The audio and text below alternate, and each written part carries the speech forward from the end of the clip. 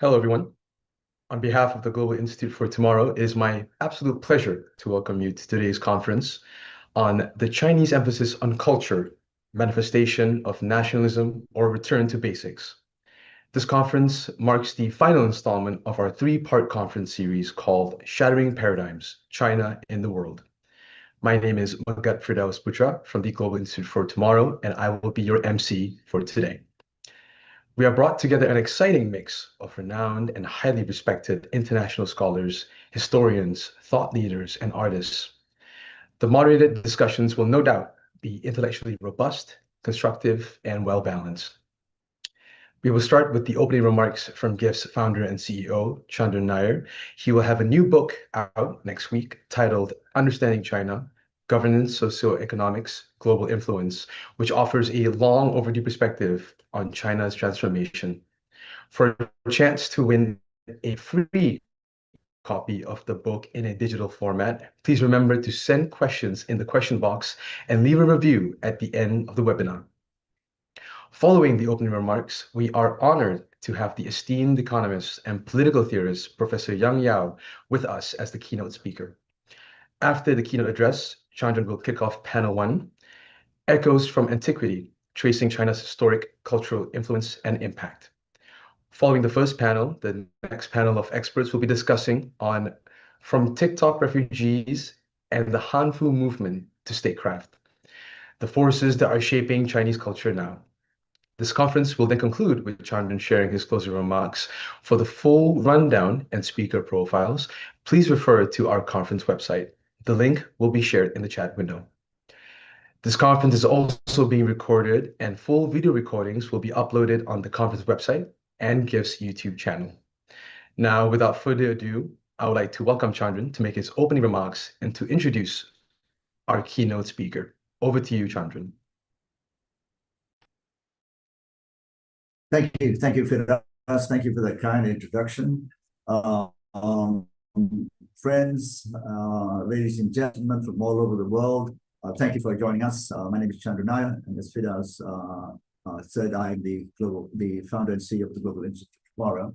I'm speaking to you today from Kuala Lumpur, where it's a nice, cool day by our standards. Temperatures hovering around 28 degrees C. Lots of rain. So wherever you're in the world, I hope you're all well, and thank you for taking time to come and join us. We have people from right across the Asia Pacific region, from Australia right through to India, China, Southeast Asia, and even far away as Bangladesh.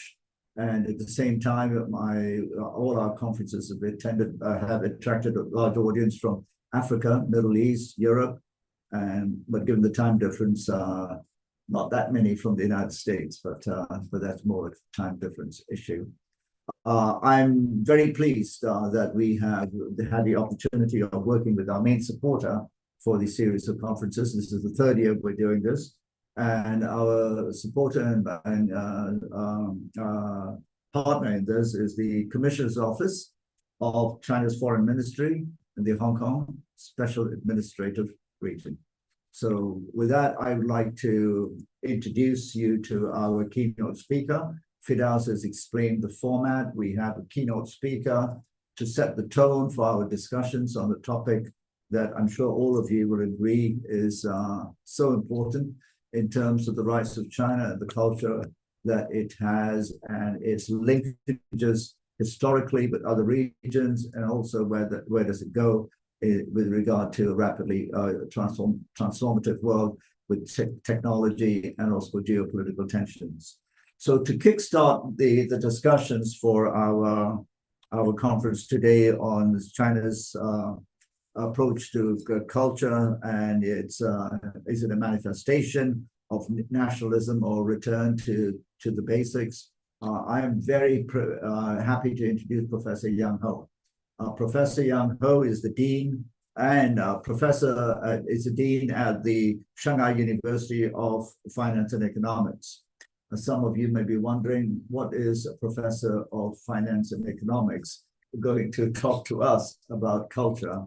But I can assure you that Professor Yang Ho is very qualified, uniquely qualified to talk about this topic. He has written scores of books. He's a student of culture and economics, geopolitics and development economics, and particularly interested in the issue of how Chinese culture is the roots of Chinese culture from Confucianism, etc., is in meritocracy and competency. So, Professor Yang, thank you very much for joining us.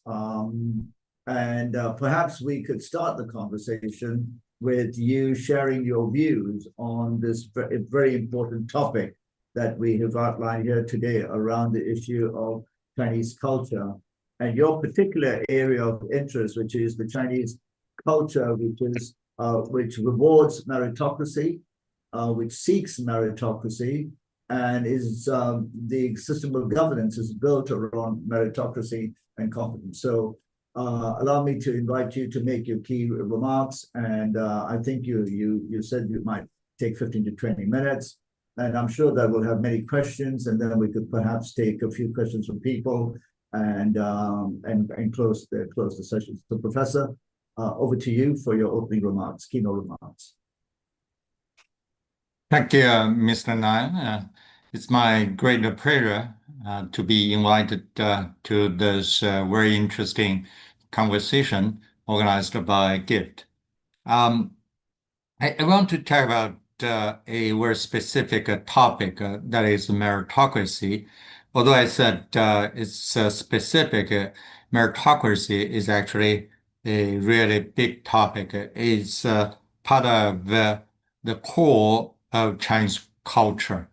Today I want to talk about it, not just because today we are talking about the Chinese culture, but also because right now there are loud voices against meritocracy in the world.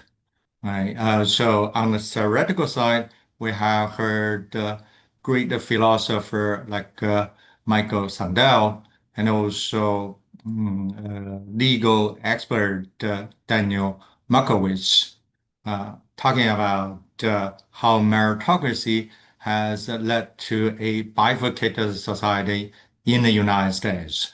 As Michael Sandel's book's name says that all, it's called The Tyranny of Meritocracy.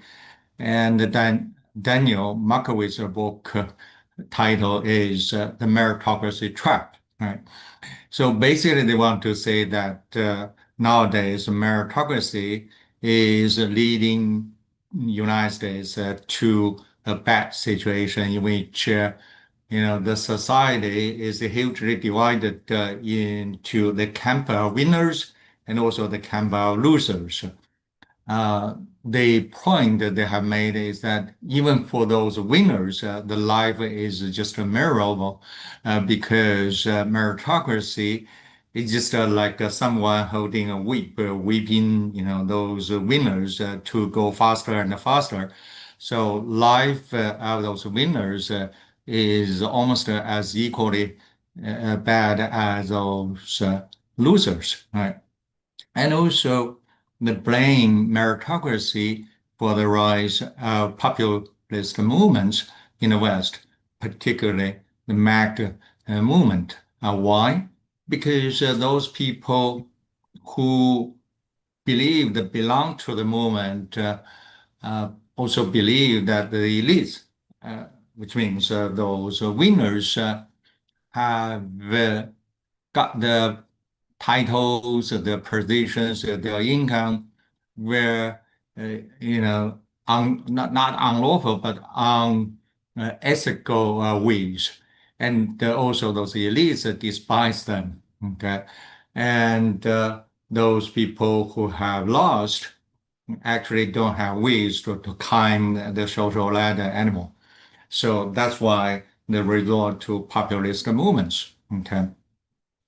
So that's kind of the big voices against meritocracy. Of course, the mega movements and also other populist movements kind of the simpleton, the social simpleton against meritocracy. Right?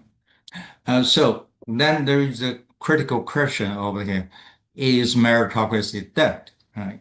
I mean, theoretically, it's really hard to provide a yes answer because without meritocracy, a society just cannot run, right?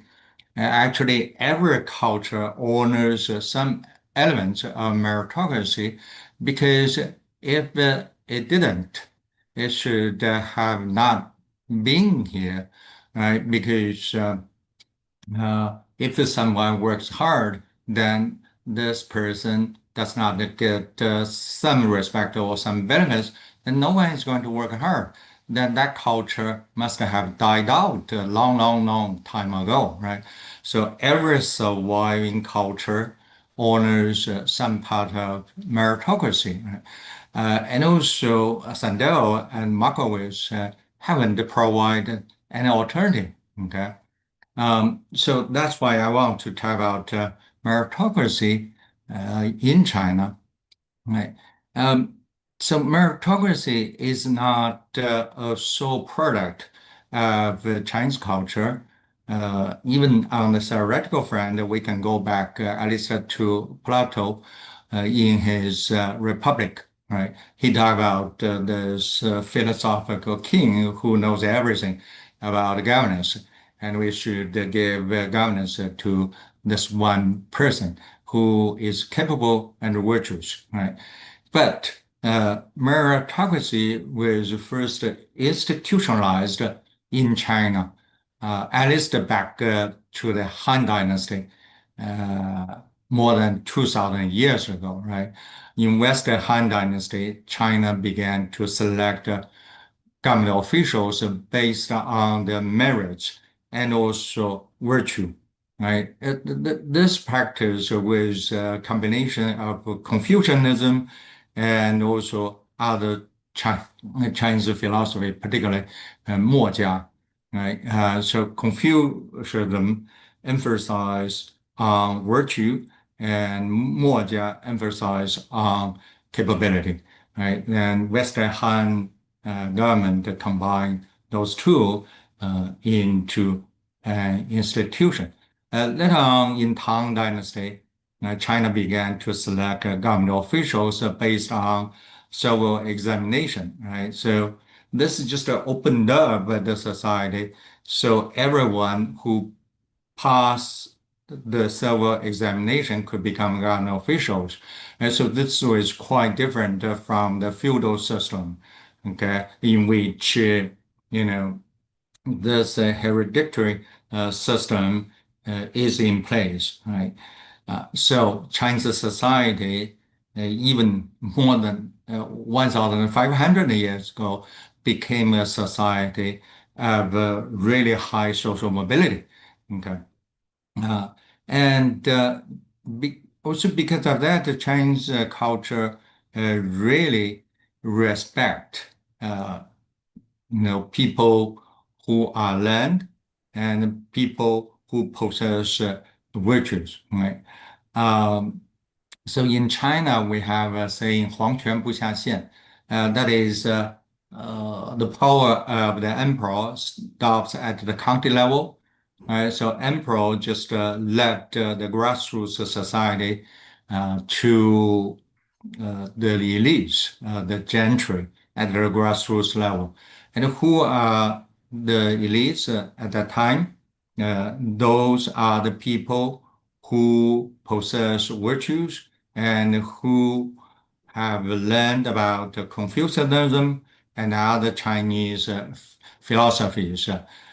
And because they are learned their virtues, so they can manage the grassroots society uh, with providing ordinary people justice.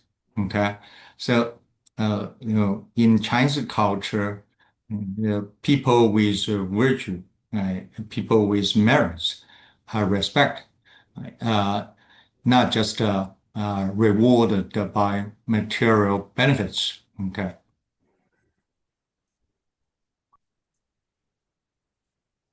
As I said, meritocracy is not confined to Chinese culture. I mean, the American Constitution is another perfect example of meritocracy. If you read the Federalist Papers, particularly writings of Hamilton, you're going to see how the American founding fathers put emphasis on virtue and capability, right? The presidency was created as a strong office, and because it was strong, then the president himself or herself should be a person with a lot of capability and also virtue, right? And then the selection process should be really careful. That's why the American election system isn't not based on popular votes. It's actually based on this electoral college system. That is, every state first elected the electors, then electors vote by their free will. And who are those electors? They have to be local elites who have the virtue, who have the merits to understand the politics. Okay. So that was how the American Constitution was written. Okay. And it perfectly reflected the ideas of meritocracy. Okay. I mean, in contemporary China, meritocracy has helped China in many ways. Here, I would like to point out the two ways. First, in the political arena, the Communist Party has inherited the Chinese meritocratic tradition. The CCP has a set up of rules to select government officials based on their ability and virtue, particularly ability, because the ability is easier to observe than virtue, right? So I'm an economist. I do empirical research in addition to theoretical research. Right? So we have collected a large amount of data on government officials for the period 1994 to 2022. And then, in every 5 years' time, we update our data. Right? So using our data, we have done many studies to look at whether meritocracy is built into the promotion system. And we have found it is, right? To give you just one perspective, in one study, we found that the most capable mayor compared with the least capable mayor is 30% more likely to get promoted to vice provincial level office. Okay. So the total probability of promotion from mayor to a provincial government position is about 30%, right? So this capability gap can explain the total probability, right? So it's a huge effect. Of course, it's very difficult to observe people as a virtue, right? So what the CCP has done is to emphasize on education of government officials, right?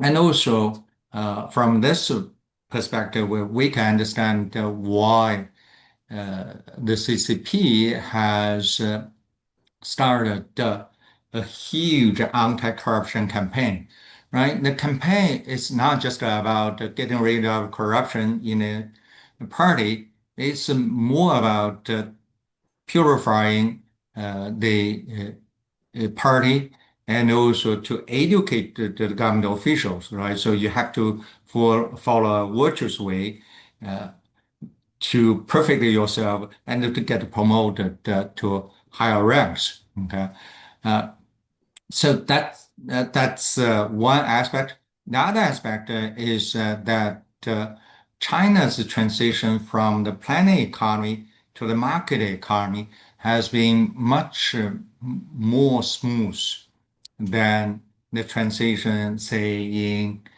Eastern European countries and also in former Soviet Union countries. Why? There are many reasons. I think one of the reasons is that Chinese people value merits, right? And what does the market do? One of the key roles of the market is to reward hard work, right? To reward efforts. If you work hard, in many cases, if you are smarter than other people, but particularly if you work harder than other people, you should get paid more, right? I always ask my students in classes, do you think Jack Ma's wealth is just? 80% or even 90% of the Chinese students would say, yes, of course. He earned this by his efforts. Okay. But if I ask this question in a foreign class, I actually did. Many students said no, right? So Chinese people actually value efforts more. This is the wealth I have earned. So it's just. That's why this transition from planning to the market has been so smooth because people just take the market as kind of a granted. Okay, right. So that also explains, I think, why in China entrepreneurship is so widespread and also respected by most people. Right. Okay. So I see my time is up. So let me conclude. I would say that meritocracy provides incentives for people to work hard, to contribute to society, to strive for good governance, and ultimately to pursue a virtuous life, right? So, American intellectuals now criticize meritocracy. I think they have stricken the wrong bush. Okay, American society is hugely divided, not because of meritocracy. It's actually because in the last round of globalization, American policies were not carefully thought about. Okay, so wealth has not been more or less equally distributed in a society. In particular, many people have lost in the process. And those winners, because they have to face competition all over the world, right? So their life has become more kind of stressful, right? So this is kind of a cycle, cyclical effect phenomena. I think after a while, after the American society has found out a way to deal with inequality and also to change the policies so they can include more ordinary people into the process of globalization. I believe American society will value meritocracy again. That's the world the world should go. Okay, let me stop here. Yeah, Professor Yang, thank you so much. A lot there for us to all digest. I found when you ended by actually trying to explain and link that the transition that the Chinese made from a central control sort of economy to a market economy, the transition was smoother as opposed to the other parts of the world because of the traditions the rooted in the belief in meritocracy and virtue, and also you link that to entrepreneurship. And I'm sure there's lots of questions that we'd like to explore more with you. If you've got any writings on that topic, perhaps you could share with us and we can share with the audience. But we have some questions here that I thought I'd quickly ask you. I think because of the current geopolitical tensions, your focus was comparing China and the United States. But you did allude to the fact that meritocracy in terms of bureaucracy does exist in other societies as well. And so one of the points made here by participant is that meritocratic bureaucracies which promote virtue exist in other societies, ancient societies, like in the Islamic world, in the kingdoms of South Asia, and so on. And so very quickly, the question is, what makes the Chinese civilizational bureaucracy a bit more special? Or was there some distinguishing feature about the Chinese sort of bureaucracy based on meritocracy that perhaps even helps us understand the Chinese current path, which I think most will accept has been, you said, smooth, even successful? Well, there's every culture values meritocracy, because otherwise it's not here today, right? A culture can survive only if the people belonging to that culture work hard towards some goal, right? Otherwise, in the ancient time, prehistorical times, that culture should have died out, okay? Right. But what's special about Chinese political meritocracy is because it has a long history, has been there, institutionalized for more than 2,000 years. Right. If I may, I can speak a little bit more why China started that early. That's because at the so-called anxious age, right? 800 BC to 200 BC, right? Several civilizations began to develop the rules to govern the society. And the Chinese society has found just morality and also merit, self-perfection as a way to govern the society, right? So Chinese people at that time didn't develop any religion, right? Chinese people always live in the current life, okay? So because we live in the current life, we have to live peacefully. We have to set up a government, and then we have to regulate the government. We have to select capable government and virtuous government officials, okay? So China, in a very early stage, set up a really strong state. And that state had to be run by selected government officials. Okay, so that's why China has built such a strong meritocratic bureaucracy. Thank you, Professor Young. I'm particularly interested in your point about the strong state. When people refer to the strong state, particularly in more Western liberal societies, the strong state is sort of conflated with something to do with authoritarian. Whereas I think you're saying that the strong state in the Chinese tradition is about creating stability based around virtue and around meritocracy. I have a question here, one more question, if you don't mind, or might take two if you keep it short, if the answers can be short. Here's a question: to what extent does the CCP's ability to control capitalistic excess, which you refer to, the excess would be in any society would be corruption. And I thought your explanation was very good. It was not simply to get rid of it, but it was also to not educate the new bureaucracy about what virtues need to be upheld.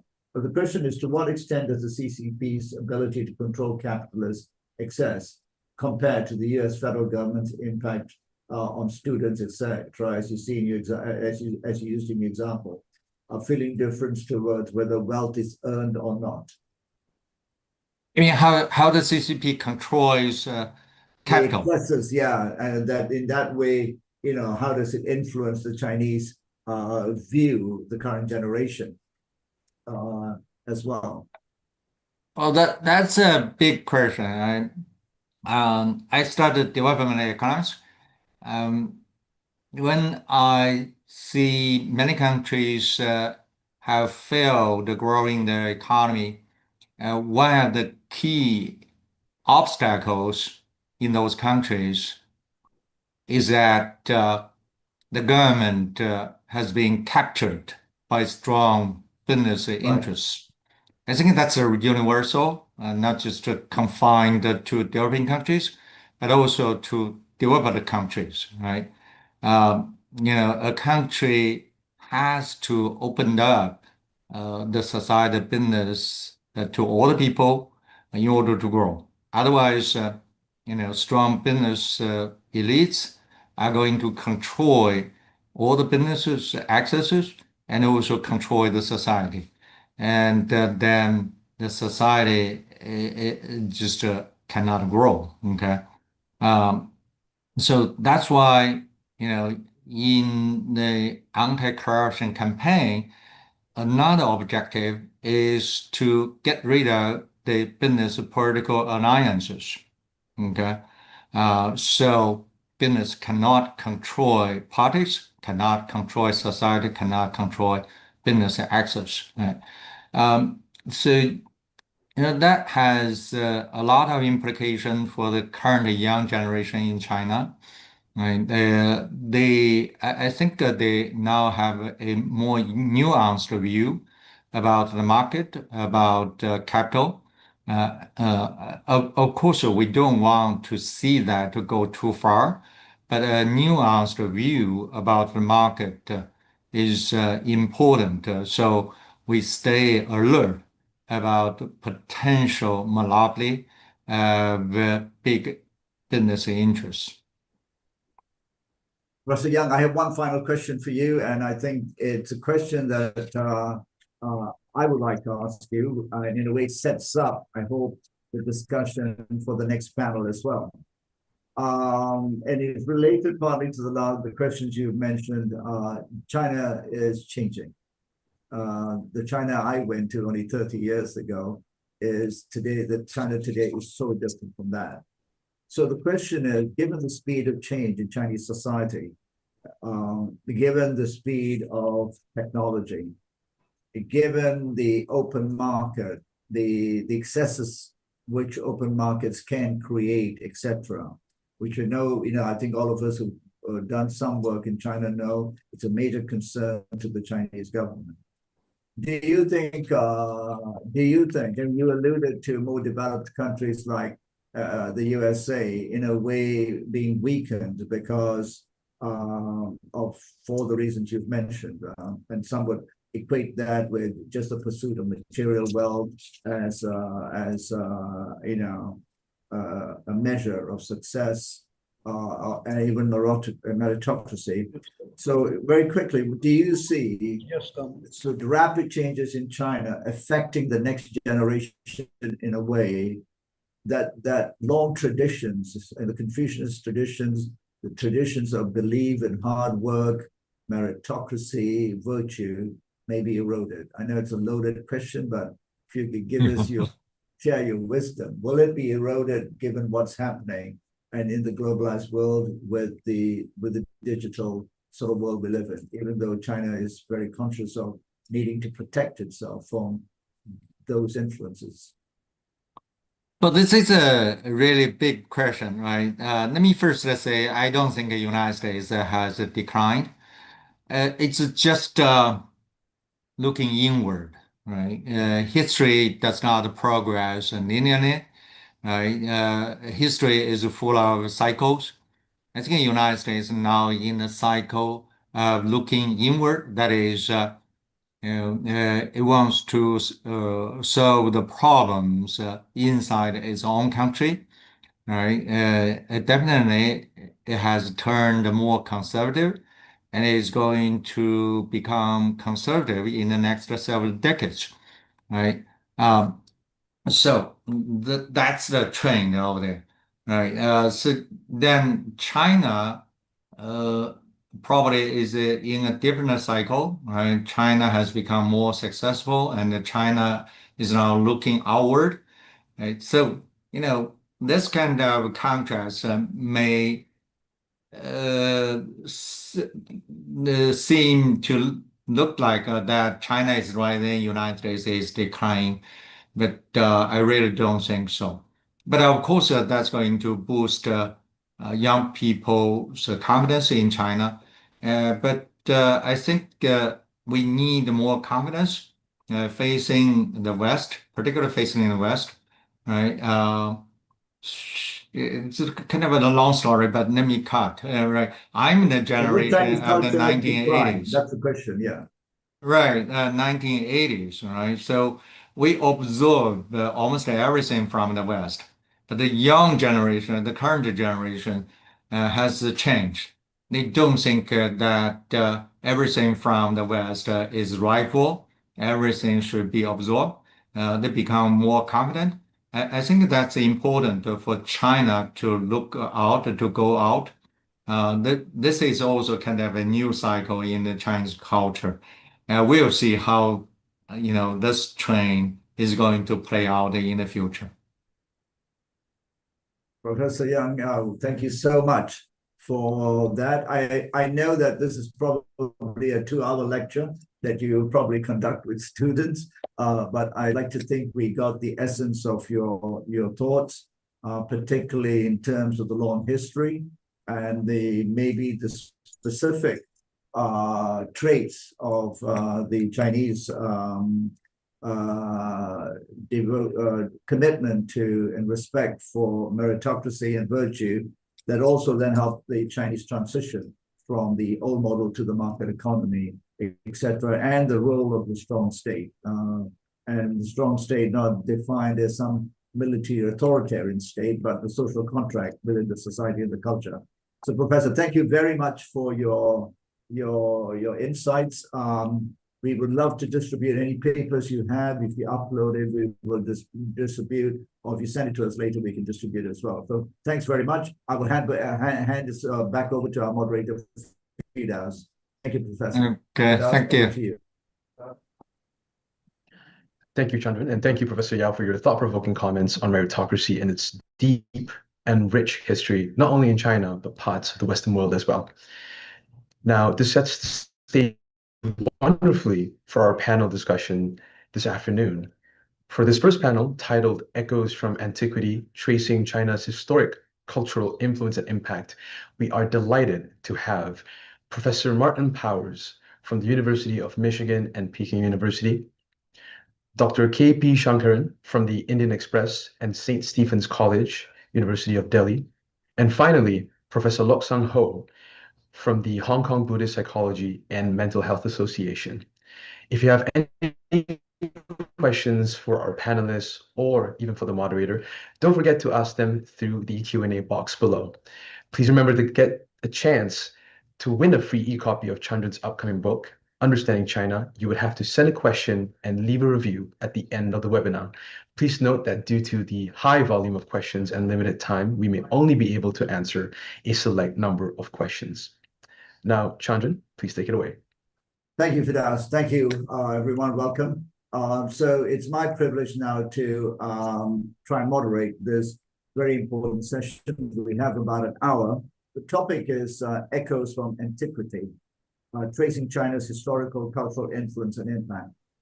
We have 3 very distinguished learned scholars who have made it their life's work to understand these issues. Fidas has already introduced them, Professor Martin Powers, Professor K.P. Shankaran, and Professor Loksang Ho. The way we're going to moderate it is that I'm going to ask each of the distinguished members of the panel to take 3 or 4 minutes to outline their thoughts on the topic, particularly in relation to the historical context and the impact in today. Their particular fields of expertise, each of them have looked at this from very different angles.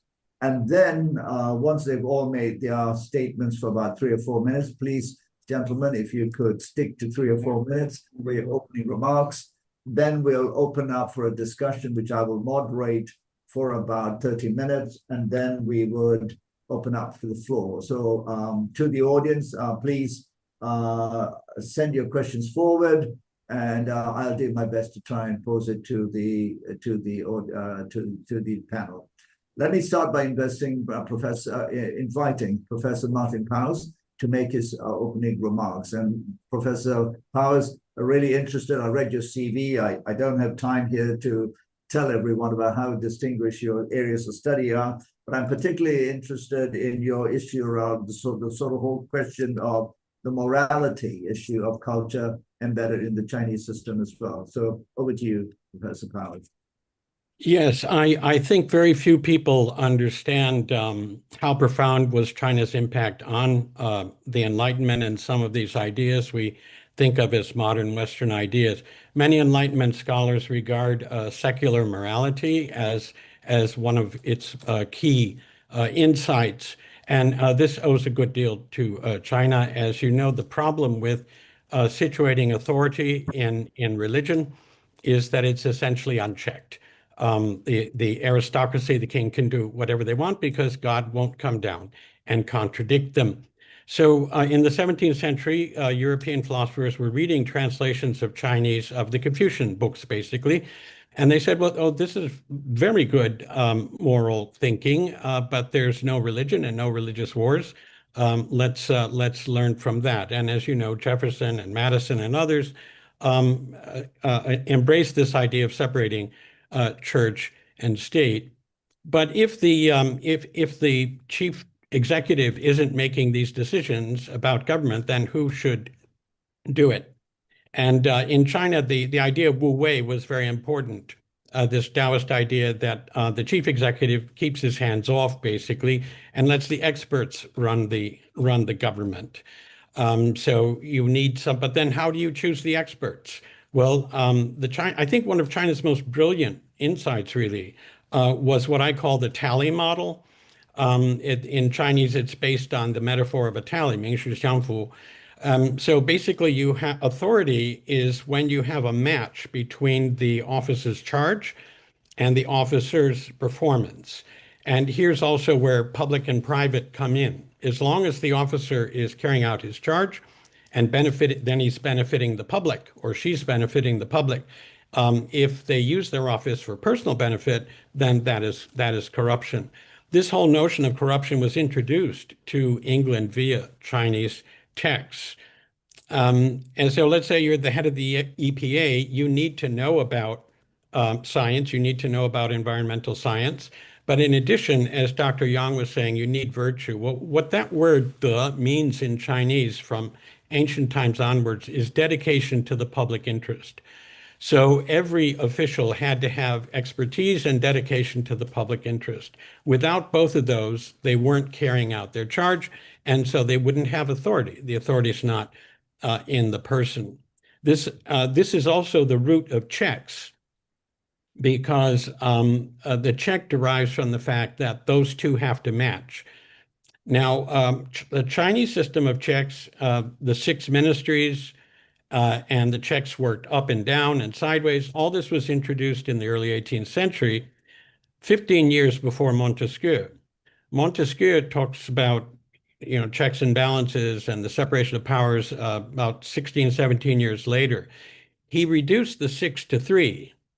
But in my view, he missed the most important point. He did not realize that the authority actually is in the office. It's not in the person. And so what we have in the modern world sometimes is an inability to recognize the conflict of interest, particularly in populist regimes, or when a democratic government turns populist. Then authority is imagined as a kind of something that's transferred directly from the people to the candidate without a specific charge. Okay, it's just authority. And then the candidate can do whatever she wants with it. And then it becomes very difficult, even if the officer, for example, uses public office for private benefit or otherwise violates the charge. I think the public has a tendency to think, oh, but he has this title or she has this title. She's the governor, so we can't get rid of her. But in the Chinese view, this was much less of a problem. There are many cases in Chinese history where an official violates the charge, and the investigating officer says, "Well, when you did this, you acted in your private capacity. You weren't acting as an officer because your office doesn't allow you to do that." And so this is a crime, and we can get rid of you. I think that this conception, this understanding, along with the understanding of virtue as dedication to the public interest, not just not drinking or whatever, this possibly could help in the context of the current world. Let me just say one more thing. I'll make it brief. It wasn't just the notion of meritocracy that was learned from reading Chinese texts. Thomas Jefferson, for example, had over 100 translated Chinese policy documents, which repeat over and over all those things I just said. But even the terms. So when we use the term, say, talent or ability and virtue, where virtue means dedication to the public interest, those were 18th century translations of the Chinese terms 才德, because I've looked at the Chinese and the translation, and you can see that those terms were translated into virtue and merit and virtue in the 18th century, and then Rousseau, Jefferson, and Madison start using these terms quite regularly, and so it comes into the very political discourse that we now think of as American political discourse. Oops. Go ahead. Oh, yes. So let me just say one more thing about the checks. With Montesquieu, again, it's rarely pointed out that he does suggest a separation of powers for what he calls popular governments or democratic governments, but not for aristocracies and monarchies. He thinks in that case the aristocracy is restricted by their sense of honor, which of course doesn't tally very well with history. We know that these guys, were not restricting themselves at all. But I think again, this shows that he didn't quite understand how this works. One last element in all this, of course, is public opinion and is the need for feedback. If your government is based on the idea that government promotes the interests of the people by appointing experts into the EPA or other essential agencies, then one way to determine how well they perform, of course, is to have checks of the sort that Dr. Yang mentioned. The other is to have direct feedback from the people. In Imperial China, there were a number of channels for direct feedback to the government. So people could blow the whistle on a corrupt official, they could complain about a policy and so on. And I gather that there is a similar system in China today called the Xinfangzhi, where online, people can go online and again, they can point to problems in administration. And this is absolutely essential for any merit-based system to perform properly. And again, all of this is rooted in China's past, as Dr. Yang has already said. Yeah, that's my opening. Thank you, Professor Powers. I've got a ton of questions for you, but what I do before each speaker, I'll ask you just one question because I'm hoping that it will also prompt the next speaker to think about. Many of us have been brought up, particularly we've been students of Western, we've been brought up in the Western education system, etc., which is, well benefited from, etc. but you've also shed light that many of those thoughts were borrowed from different parts of the world. And I know Professor Shankar is going to talk about it. But can I ask you just one point? It's widely understood, even among Asian scholars, etc., there's a whole concept of reasoning, that reasonable thought was a product of the Enlightenment. You almost debunked them. So I'm curious myself as to what's the foundation for you coming to that conclusion? Because I've heard many say that reasoning was one of the most profound sort of upsides of the Enlightenment, and I never believed it. And I started to read, but you've actually said this now, so I thought whilst you're here, perhaps you could shed some light on how do you come to the conclusion? And I'm only going to give you a minute. Sorry. Okay, thank you, Mr. Nair. That actually is a very helpful question. So the concept of reason, of course, is important in Plato and Aristotle, but they were speaking of God's reason, and the eternal reason, which shows itself in mathematics and physics and things like that. The early translations of the Confucian classics stressed reason a great deal, and it was clear to Europeans that this was not the Platonic reason. This was reasonable. And also, for the classical Greeks, ordinary people were not capable of thinking rationally, whereas for Confucius, every person has the capacity to acquire rational thinking. So this was fundamentally democratic. This is a very democratic idea. And it was picked up early on by people like Sir William Temple and other early Enlightenment figures as a very different notion of reason, where government should be reasonable in the sense that it promotes everybody's welfare, not just the welfare of a few people. And also, it was the secular aspect of it. It was considered reasonable in the early Enlightenment because it wasn't hobbled by various types of religious superstition.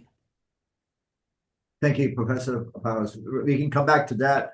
And also, I'd like to come back to the point you made about the notion of corruption and how it was viewed and captured and defined in China was also something that was understood more or helped an understanding in Europe.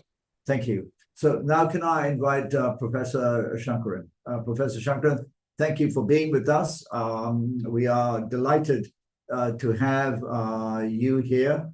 And just so that I may just also let the audience know, that Professor Shankaran is an Indian academic, is a commentator, and he will explain to us that much of his studies has actually been being involved in explaining China and Chinese culture and its impact on societies through history, also to its impact in the Western world. So, Professor Shankaran, over to you.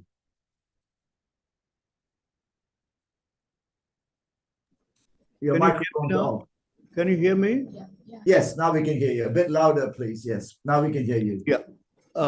Let me first thank you for organizing this China talk with your colleagues and inviting me for this particular discussion about China.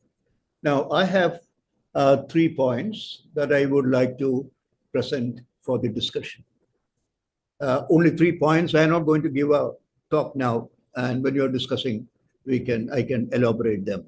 The first one is Chinese contribution to the development of European material culture.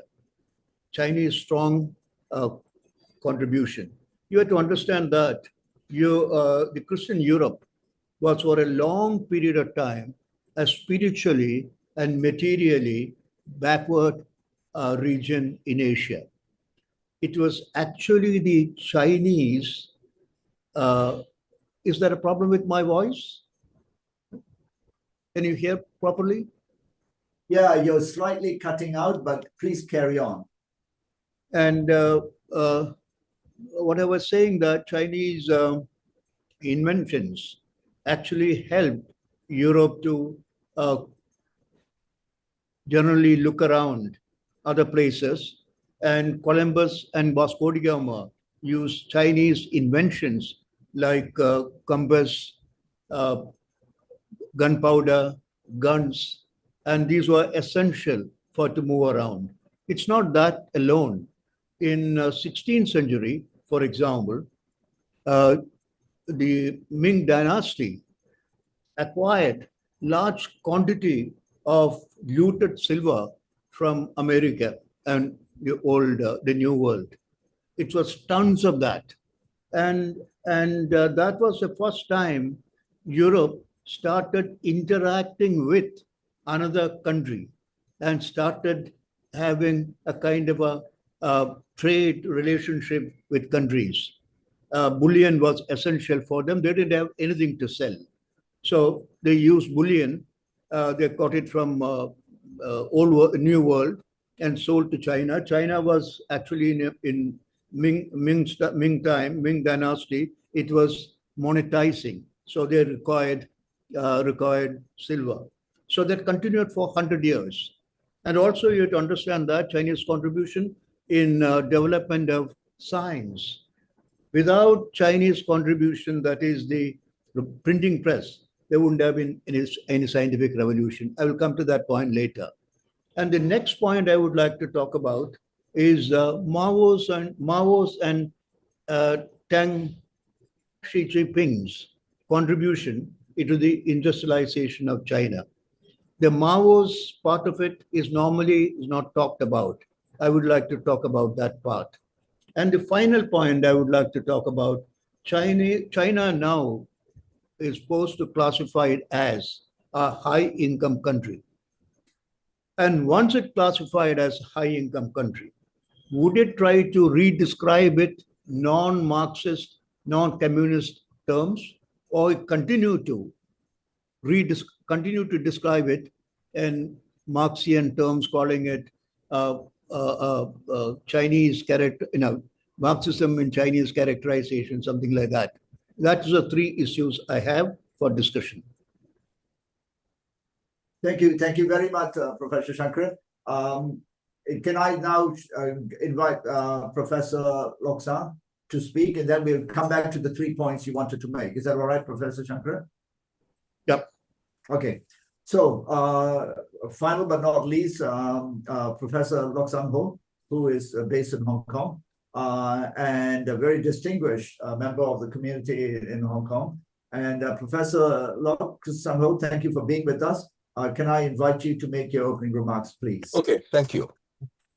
First of all, I'm glad to hear that Professor Yao agree with me that meritocracy is also in a concept that is endorsed in the West. In fact, as we all know, President Lincoln had this idea, by the people, for the people, and of the people. And what is by the people? By the people is election by the people. Of course, we know that elections will provide a sense of empowerment because people have the vote. Okay, but the essence of these three things, by the people, for the people, and of the people, is for the people. So the aim of the government is to service the people, to provide services to the people, to elevate the well-being of the people. And that is indeed common to the West as well as to the East. In China, of course, we know that Mencius, okay, who came after Confucius, had already said 民为贵, which means that the people must come first. And the institutions and the emperor comes last. Second comes the institutions. The last one is the emperor, okay, who rules the country. You see, so the question of what is meritocracy? Meritocracy means if it's merit, it has to be assessed based on the effectiveness in serving the people. Okay, so but unfortunately, I would say that there's a huge leap of faith, okay?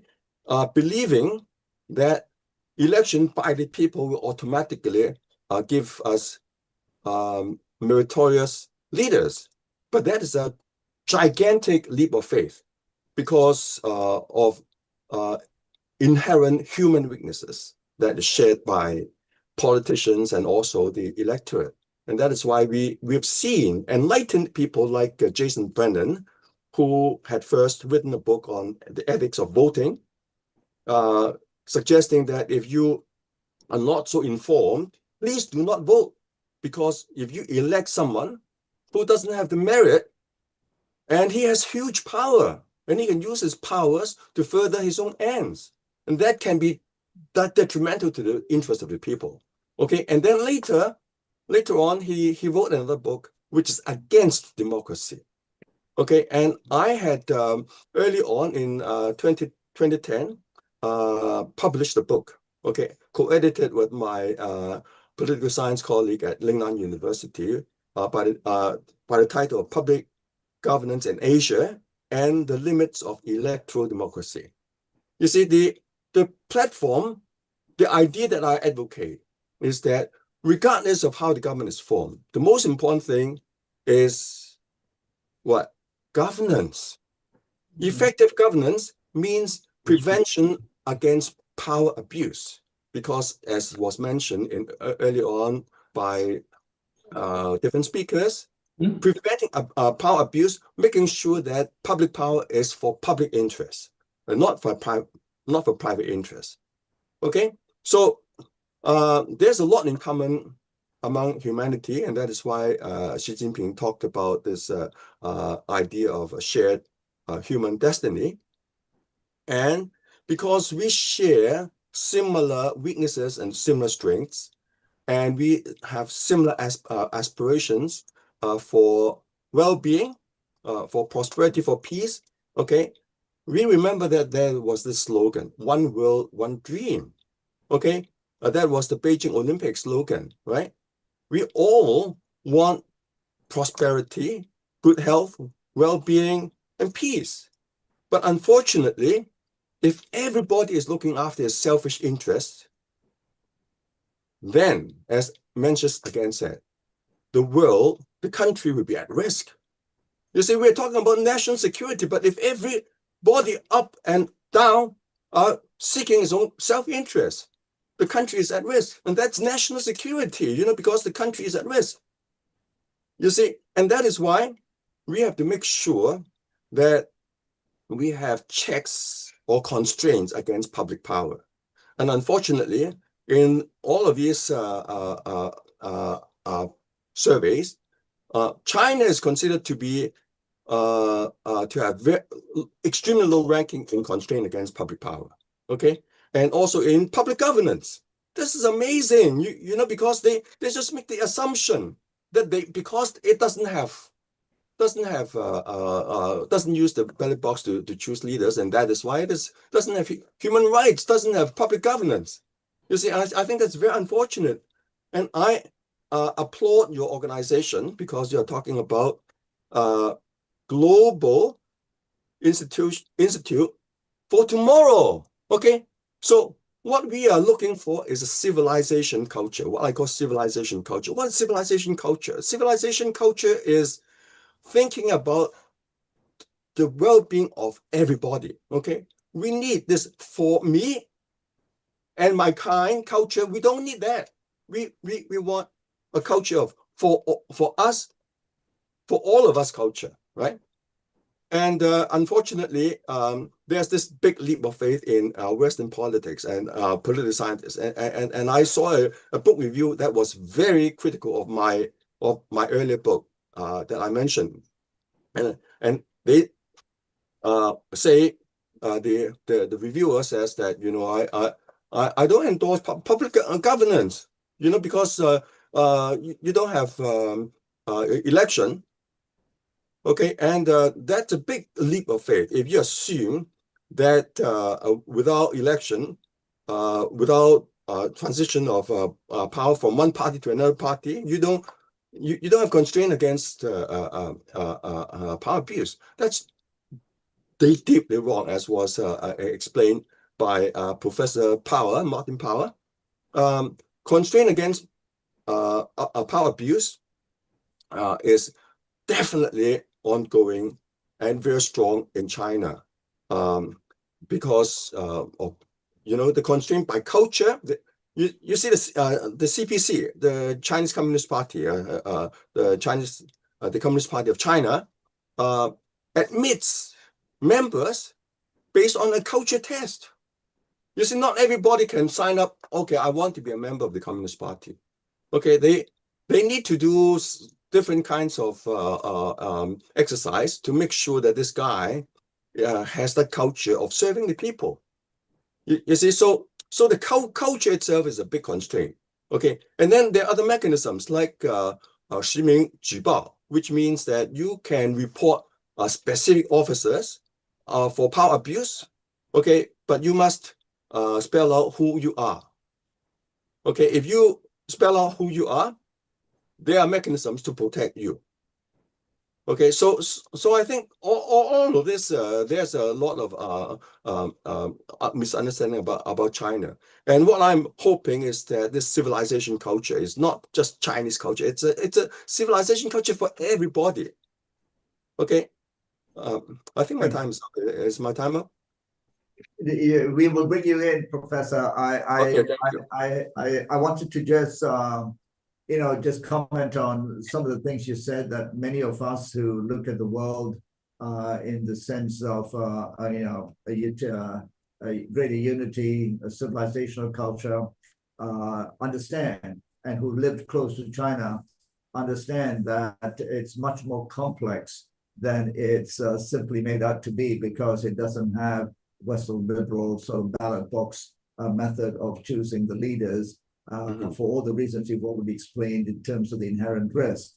I just wanted to just say that one of the reasons we do these things, because it's so rare to find forums where we invite people from a diverse backgrounds, different cultures, etc., to explain the complexities of systems, but also to explain the sort of long history of China, which for whatever reason, and I think we know that narratives win minds, and therefore the narratives around China for a long time have not been balanced and have not been objective either. So thank you for bringing that up, and I'll come back to you in a minute with a couple of things, particularly your question about the whole issue of the balance of power and how it actually works in China with quite a lot of checks and balances. And I'd like you to comment later on the cultural checks. But before that, I had not allowed Professor Shankaran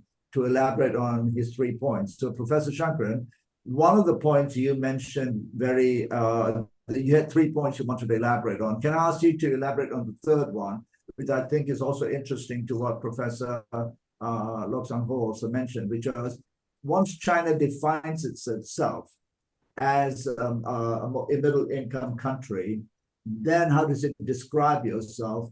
And I think you had a point there to make, which I'm not going to try and pretend to have fully understood and explained. So if you could make that point about, it's going to describe itself in this way, therefore, how does its culture alter? Will it alter? And it's also the question I asked our keynote speaker. As China evolves and with technology, what does the next generation feel, and how does the state or the society maintain the positive aspects of its culture? So over to you, Professor. I have my own reading of China. China in 20th century, that is after 1950, is borrowed Western ideology, which is Marxist ideology, and Mao Zedong introduced his own version of that. But that's a foreign ideology. And that foreign ideology allowed China to industrialize. The issue is that whether that was necessary, that's a different issue. Now, my point is that, as I said before, Western ideologies have a problem. They are immoral. All Western ideologies are immoral. And Chinese are not immoral. They are ethically oriented. And when Mao Zedong took over, and the Marxist ideology he used, introduced certain kind of a discipline, and that discipline was necessary for industrialization of China. He did two things. One, what he did was the simplifying Chinese character is simplified, and that is actually helped the working class in a very significant way. It helped working class. He had also the foot doctors, and that improved, literally improved health condition of people in China. These are positive side of Mao Zedong. And Mao Zedong, all of us, you know that he had he was a bad administrator. 25,000, 60, 70,000 people died. The famine, that's a bad administration. And Cultural Revolution was also a problem. But in the end of it, he gave to Deng Xiaoping a healthy, educated working population. That was actually a contribution of Mao. I am not saying that his administration was good. He did various bad things, but he was one of the figures to help China to develop industry because he gave them healthy, educated, literate working population. And when Deng took over, see, now I was just recently reading in 2010, China had 400,000, more than 400,000 foreign investors in China, according to American Congress's report. 400,000 is quite a large number, 400,000 foreign investors. And out of this, China had 100,000 factories. 100,000 factories means ancillary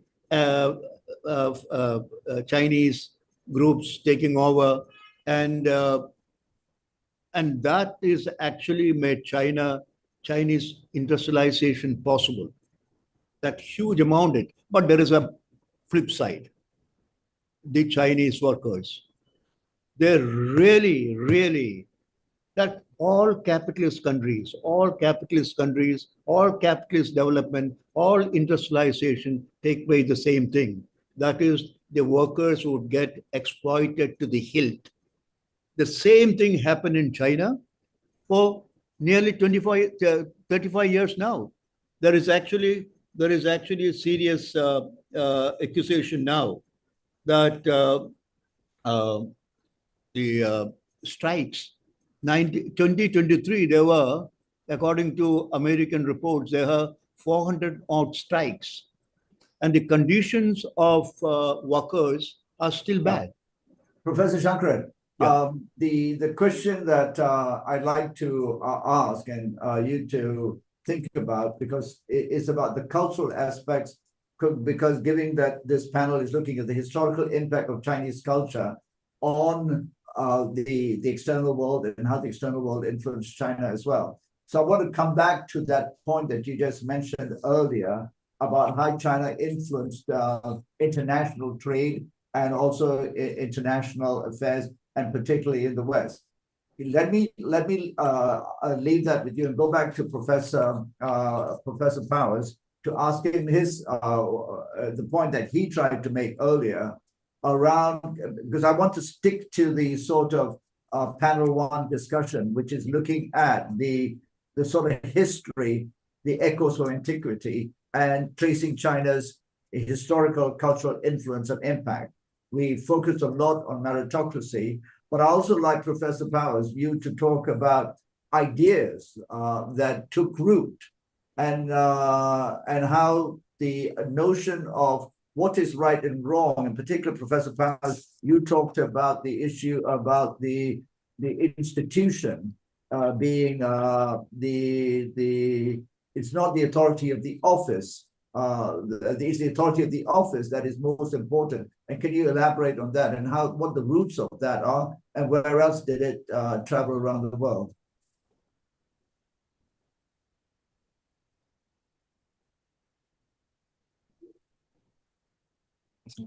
You're muted, Professor. Yeah. Yes, thank you very much. That's a penetrating question, and it goes back to this this notion that God, which again Dr. Yang mentioned, that God plays a very small role in much of Chinese culture. So if you're not relying on an external force to certify what is what, how do you determine this? So the Chinese have this saying, you've probably heard it, 天人合一, that is to say, society is part of nature. And this you find, and so morality is also part of nature. And this is brilliantly formulated in the Song Dynasty. I've spent some time studying a kind of a crib, a kind of a textbook for preparing for the civil service exams, and written in the early 13th century, the late 12th. And the author explains that if you look at nature, because there's no God, right? So if you look at nature, what is nature's tendency? It's the production of life, right? It's hard to deny that. That's what nature does. It produces life. And so therefore, the state and society must work together with nature in order to produce food for the people, in order to produce homes, bridges, and everything else. And his conception of government, which goes back to the Han Dynasty, I've written a book about that, is not that the government has a top-down relationship to the population. That's an aristocratic idea. The Chinese idea is that the two work together and as equals, actually. And this is how it's envisioned in pictures, that the people and the government are working together. Why? Because the members of government are drawn from the people, right? So if it's going to be of the people, by the people, and for the people, yes, indeed it is.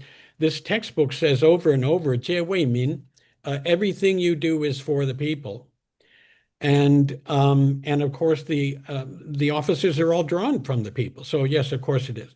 So then how do you derive from this moral system, which clearly the production of life is a good thing? How do you recognize corruption? Well, it's very simple. When an officer's actions go contrary to nature by serving himself rather than the production of the people's lives, that is corruption. So here you have a moral system which has no God. It doesn't need God. It just starts with this idea that, look, we're part of nature. If we're going to survive, we have to work with nature. If there's no God, then no one has a right to claim they're more important than everybody else, right? And so we have to assume that everyone's life has to be included. And so this is what government does. Government works for that. And those officers who work for themselves rather than for the greater good, those people are by definition violating the public-private divide, and they're corrupting the system. I'll add that Thomas Jefferson arrived at similar ideas, quite possibly influenced by the Chinese text, because as I mentioned, he owned more than 100 of these policy documents, along with the Confucian texts and also a number of edicts in his library. And he also says that the land is given by God, he says, for the benefit of all men.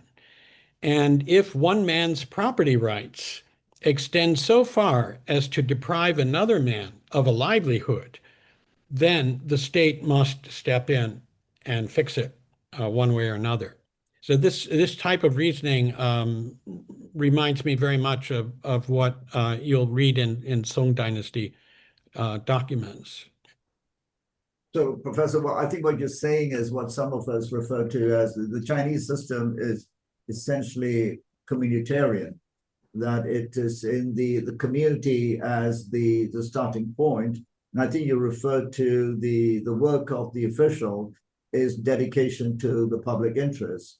So a quick question to you. There will be those listening to you and saying cynically, or perhaps, through their understanding, well, but China has had periods in its history where if this system did exist, or this was the civilizational core, well, how did that come about? So, very quickly, if you could just try and balance out that sort of remark, well, if it's so perfect, how come all that other stuff happened? I'm being a bit crass in my asking the question, but you see what I mean. No, I understand. And that's a good example of, I think you've referred to as white privilege as one of the ways that white privilege is maintained. And of course, there's a confusion there. Jonathan Israel has talked about this. Sometimes people make the same complaint about Enlightenment thought. They say, well, gee, that sounds very good, but it's not always executed. But a thought can be useful. A political principle can be useful, even if it doesn't always work.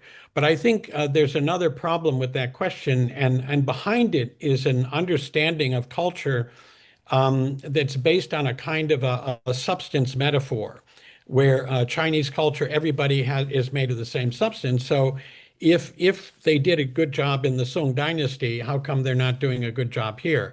And of course, it's not a substance, it's a collection of practices and ideas and institutions which sometimes work and sometimes don't. And one of the great insights of the Chinese tradition is that officials are fallible, and we saw that with Dr. Yang. They make mistakes. The emperor is fallible. Chinese emperors are constantly apologizing to the people for messing up. And everyone is fallible, which is why we need good checks built into the system. But even so, as Thomas Jefferson himself points out, even the best designed system doesn't work all the time.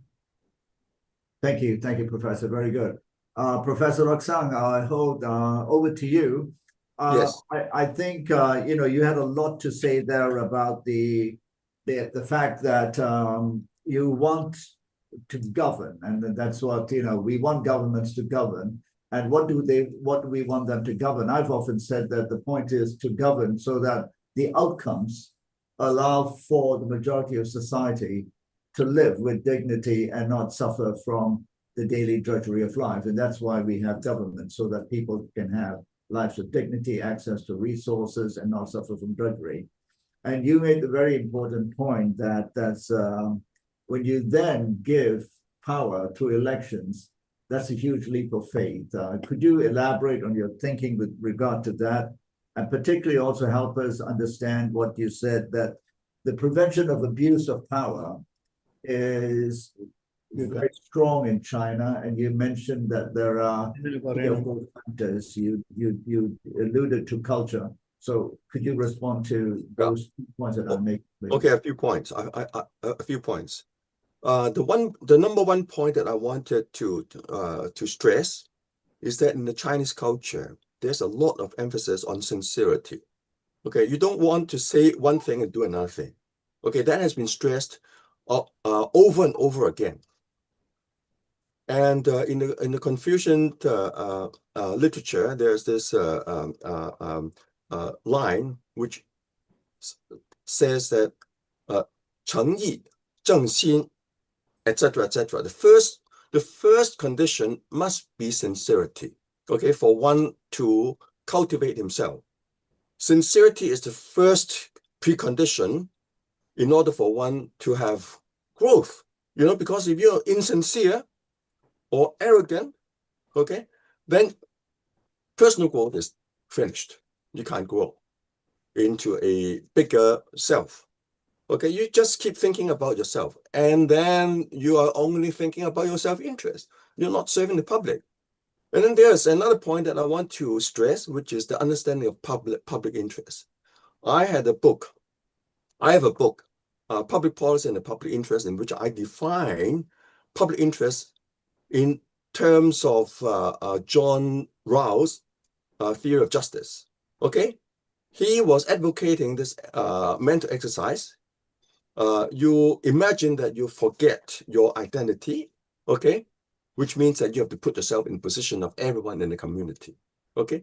And then if something, supposing you are going to introduce some policy, okay, you imagine that you could be anyone in the community, so you would be affected by that policy or that institution, and you're going to accept it, okay? Now, if you forget about your identity and think that, okay, this is a policy, this is an institution that may affect me, okay, because I have equal chances, just like everyone, okay, to be affected by this policy or institution. Well, I'm going to accept it, okay? If you really can put aside your own self-interest, you forget your identity, then you will approve it only if it is for the public interest. Okay, so that is a very important consideration. So it is public interest is not weighing some people's interests against other people's interests. Some people are more important. That's why we give them more weight. You see, everybody is exactly the same weight. So that's impartial view of the action or the policy or the institution. Think about slavery. Okay, if think about you see what causes the Civil War. Of course, there was this in America. Of course, there was this interest which is tied up with slavery and slave trade and other interests. But if you could be a slave, then you would object to this institution. Okay, so I would say that the Declaration of Human Rights is based on that kind of consideration. You put yourself in the position of everybody. Okay, in that case, you are impartial, and then you have the public interest in mind. So the government has to govern according to this principle. You see, and that is how you should define people. You should not look at, okay, this is my people. Okay, that is not my people. That is not people. You can't have that. Okay, that is why we must transcend.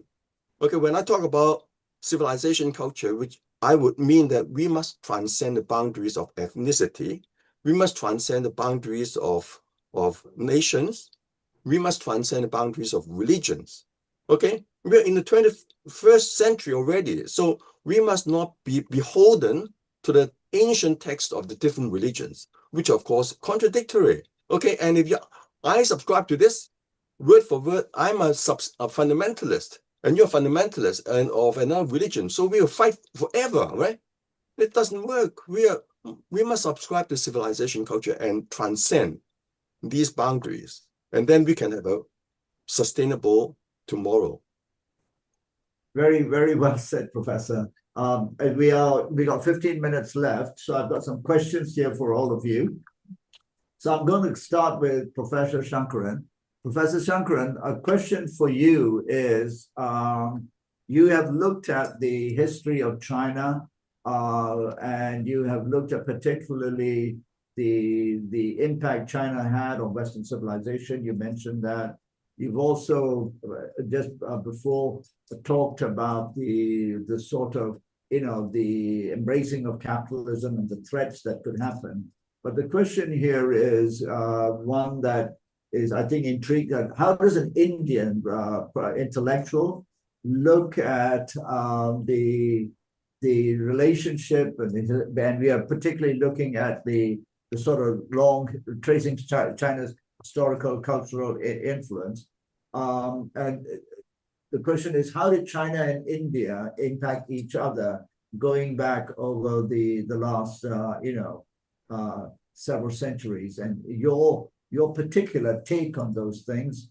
I think most of us know the generic stuff about the religion, Buddhism, and all of that. In China, India is highly regarded for for all of its traditions. But could you give your own take? I know you have your own views on these things. Did Chinese philosophy influence India? How did Indian philosophy influence China? If you've looked at those, that's the question. Let I answer that. Just before that, I would make a comment on what other panelists said. Yes, please.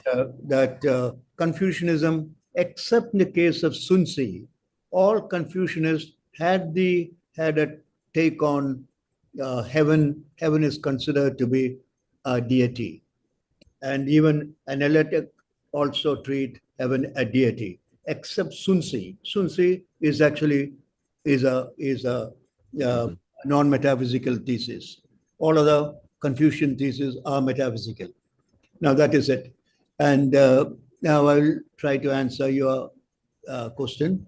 That India actually contributed more than China contributed to India. Now, India contributed only in this sense. Buddhism went from India to China, and Buddhism became very big in China. So now you have Neo-Daoism, which is also a Buddhist place in it, and also Neo-Confucianism, which is heavily influenced by Buddhism. So Buddhism, even in contemporary China, Buddhism plays a major role. And Confucianism, of course, culturally major thing, but Buddhism is a very powerful presence in China. And also that Chen Buddhism, there are a large number of Chinese. But Chen Buddhism is actually, many people believe that it is the initial thing came from India. Initial ideological positions came from India. And also that China, for example, the place I live, Kerala, China's influence is for large number of the cooking utensils are Chinese, and also Chinese fishing net. These are Chinese, and also the Chinese travelers who came India, they wrote about their travels and what they found in India, which is actually a historical document. Say, ancient India is largely covered by somebody from outside and gave us some insight to what was happening in those days. These are actually solid contributions from China. And politically, if you are asking that, what is the current political situation? Now, you cannot have that kind of a Confucian kind of a harmony between India and China now. China, this is one thing I want to say, the end of what I was talking about, that China is trying to become more and more Confucian. See, now in the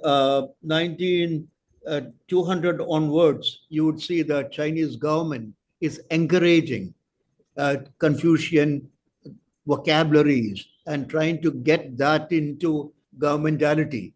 See, which is essential for China in the sense that if they are shifting from Marxism to something else, because there is a problem of Chinese military. Chinese military is Communist Party's ministry. So that has to be, that Confucian, what you call the vocabulary, should also be part of the military establishment. Otherwise, it will create problem. Professor, one quick question on that. I think people will be very interested. We talked about, Professor Powers talked about how the Chinese ancient sort of systems and the bureaucracies were then, the documents were used by some of the American leaders, etc. So can I be so cheeky and ask you, since the meritocracy issue, and we have said that despite the belief, Professor Powers has described it very well, there have been the feelings of people mean that there are periods when there are crises, and there are external influences as well on all the countries.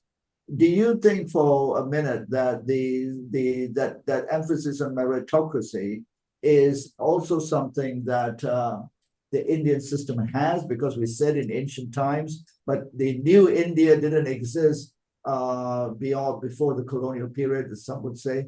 I just wanted you to comment on whether, everyone says, why is Chinese system working for a large population, but the Indian system? So I couldn't resist the temptation of asking you that question. And again, like Professor Powers, I'm asking a difficult question, but I'm going to ask you to summarize in 1 minute, please. No, this is interesting in the sense that that kind of a meritocracy is not possible in a democracy. Right. It's impossible. But only in a dictatorial system. China is a dictatorial system, and nothing wrong in a dictatorial system to improve its economic conditions. Europe did that. South Korea did it. Japan did it. China did it. And these are all dictatorial systems.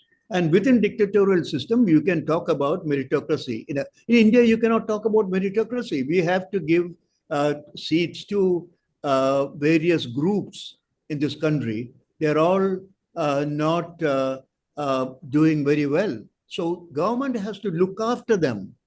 Government to give them jobs. So you cannot pick up elite group and give them job. So meritocracy doesn't work in India in that way. Meritocracy won't work in the kind of in a rich democracy. Meritocracy will work, but a country like India is not a rich democracy. It's a middle-income democracy. So meritocracy won't work in India. Thank you, Professor. Thank you for making that point as well clear. And also, we can have a larger discussion about what is a dictatorship, etc. I know Professor Lok Sang-ho has his hand up. So, Professor, if you're going to respond, I'd welcome that. Well, please go ahead. Yeah, I have defined a substantive democracy as a government that responds to people's needs and wants. Okay, so if you're responsive, then you're not dictating your will on the people, okay? Because you're responding to people's needs and you're addressing them as they show up, okay? So what you do is actually guided by the people who show what they need, what they are worried about, and then you just address those. And as to which is effective or not, that is dictated by science. And that is why I very much endorse, this principle which was advocated by Hu Jintao, okay, which is called the scientific outlook of development. You see, because when you make policies, you have to follow science, the science of the societies, the science of how the society works, and the science of nature, all of that. And you're following the dictates of the science, of the laws of nature and the laws of society, okay, and the laws of human nature and so on. You have to address that. And I wouldn't call that dictatorial. So I don't think China is success is based on its dictatorial policies, but I think it is based on pragmatism, based on understanding of how market works, how the nature works, and so on. It has to capitalize on the laws of nature and the laws of society. Okay, thank you. Thank you very much. I think these definitions from the Cold War and from the ideological sort of camps that were generated over the last 60, 70 years, with so many of us still need to dissect them. I'm fascinated by the young man who was elected the mayor of is it New York? Defined by many as a communist. That's so funny. But Professor Powers, I know you want to weigh in on this. So let me invite you to comment on what you've heard so far. It's been a really interesting conversation. More questions coming in. But we got about 10 minutes left. Over to you, Professor Powers. Okay, thank you. Yes, I also feel uncomfortable with the authoritarian moniker for China. There is an American philosopher and to me a sociologist also, Naomi Zak, who defines democracy as a government very much as Dr. Ho just did, as a government that responds to the needs of the people. And her view is also very meritocratic and in many ways can mention, I don't know if she's read mention, she doesn't mention it. But nonetheless, this is her view. Also, I would observe, as I spent many years studying aristocracies and and aristocratic-like governments that are ruled by small numbers of people at the very top, a very small oligarchy. And these, even if they wanted to, typically they cannot serve the interests of a broad section of the population because they don't have the expertise. A handful of people who, in many cases are there precisely because they have no expertise other than gaining power, are not going to be investing in infrastructure, medical care, stimulating the economy, and all the things that the Chinese government does very well. These decisions can't possibly be made by just a tiny number of people at the very top. My understanding is that the Chinese government consults experts at all levels. They call it consultative. I'm not an expert in that, but I can see the results. I've been living in China for 3 years now, and I've been coming to China for 40 years, and I can tell you the improvements are really quite astounding. This is something that an authoritarian government could not accomplish. They simply don't have the means to do that. So we have to come up with a better term, I think. Yes, I agree. And it's not germane to this discussion, but I have frequently said that authority should not be a bad word either.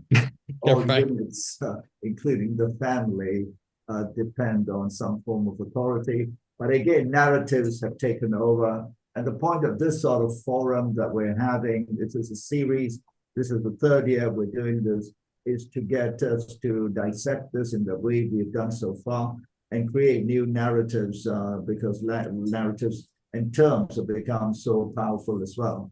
So in ending this, we have about 5 minutes left. I would like each of you to comment on a couple of things, going back to the sort of why we have the title of this conference today, the Chinese emphasis on culture. It's a manifestation of nationalism, because we've all said there's been an emphasis. All of you gave different examples of that. Is it a manifestation of nationalism or return to basics? Our next panel will be starting to look at it from a more contemporary point of view. And therefore, for you all to make your final statements in terms of China's historical cultural influence and impact, and how is that influencing China's current emphasis on culture and its manifestations, and how should the rest of the world read the tea leaves with regards to where China is going on that? And that's really the essence of this discussion.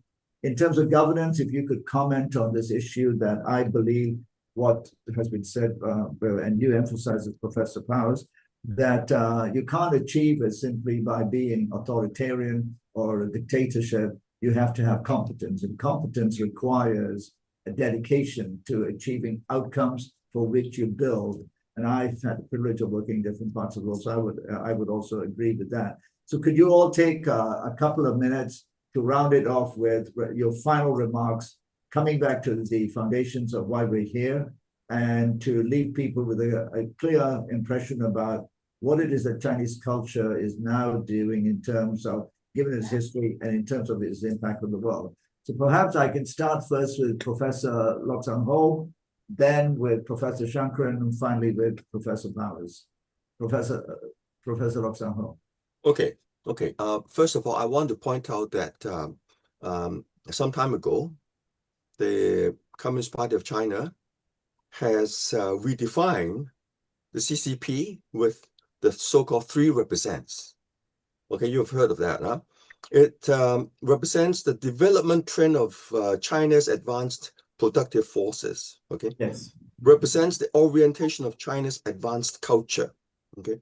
Represents the fundamental interest of the overwhelming majority of the Chinese people. Okay. Now, I think this is extremely important, because the Chinese Communist Party says that, okay, even the law, the judiciary, and the legislature should be under the leadership of CCP. Okay, and to a lot of people, this is unthinkable, because you can't have a political party in charge of these things. Otherwise, you have abuse of power. You don't have checks and balances. Okay, but if the CCP culturally stands for these things, Okay, and if you betray this, it means that you're not following the CCP. Okay, then you can understand that even the law, the making of law, and the judiciary should indeed follow the dictates of these three represents. Okay, so I'm talking about dictates of these three represents, which means that whoever who violates these things is not is not in line with the CCP's policy stance. Okay, thank you. Thank you, Professor Lakshang. Thank you so much. Professor Shankaran, your take on both the discussion, but also the sort of concluding sort of remarks I've invited you to make. Yeah, I don't agree with at all what these other panelists said. I don't agree with that. To me, politically, it is not possible to have that kind of a industrial development happen in China without an extremely strong government, which is even now, it is very, very strong. Yes. It's a strong, I don't have an objection to that. I don't want to conceal that fact. The concealing that fact is not going to help anybody. Even Chinese is not going to help. And China is a great country. China is a great country. China is a great civilization. And most likely after 20, 25 years, China might rethink a communist party's hold on that. I don't think that current communist party is actually a communist party the way I imagine. Yes. It's not. It is communism with actually Chinese characters. Chinese characters. And I'm sure that after 20, 20, 30, 40 years, Xi Jinping itself says that after 50 years, it will reconsider. It will reconsider. It might become rich enough to become something like Song Dynasty, a largely Confucian dictatorship, a benevolent dictatorship. That is what China could imagine China could end up, a benevolent dictatorship. China cannot give up dictatorship. China, a benevolent dictatorship. Thank you, Professor Shankaran. The word dictatorship is the authoritarianism is the one that we can all debate, but I think your point is very well made, and it's an important one for everyone to appreciate as well. Professor Martin Powers, the last word is yours. All right, thank you. To get back to basics, the 9th century historian Liu Zongyuan and the 20th century sociologist Charles Tilly both came to the conclusion that there are really only about two types of authority. One is personalized authority, which you find in aristocracies, fascist systems, and things like that. And the other is the one I mentioned, sort of the tally model, where authority has to be in the public interest and is held to a standard. I think as China comes back to these old discoveries, and of course other cultures have embraced them also in the last couple of hundred years, I think that is offering a really important alternative at a time when many nations are going fascist, which is basically the personalization of authority in the interests of a few people rather than the larger community. Now, I don't want to make too sharp a binary, and there's no perfect solution on either side. But this is an issue I think it would benefit us to pay attention to. Professor Powers, very, very important closing statements about the nature of political sort of, I don't want to call it progress, developments in advanced economies where power is being concentrated in the hands of a few and essentially to benefit a minority, and that will create huge difficulties. And in that sense, this discussion has been very rich talking about China. We've had a great rich discussion about then how the world will look at that. And we've had, differences of opinion, which is why we gather. We all agreed it would be a pointless exercise, but it's been a rich discussion. And as you were saying, the last remarks you made about the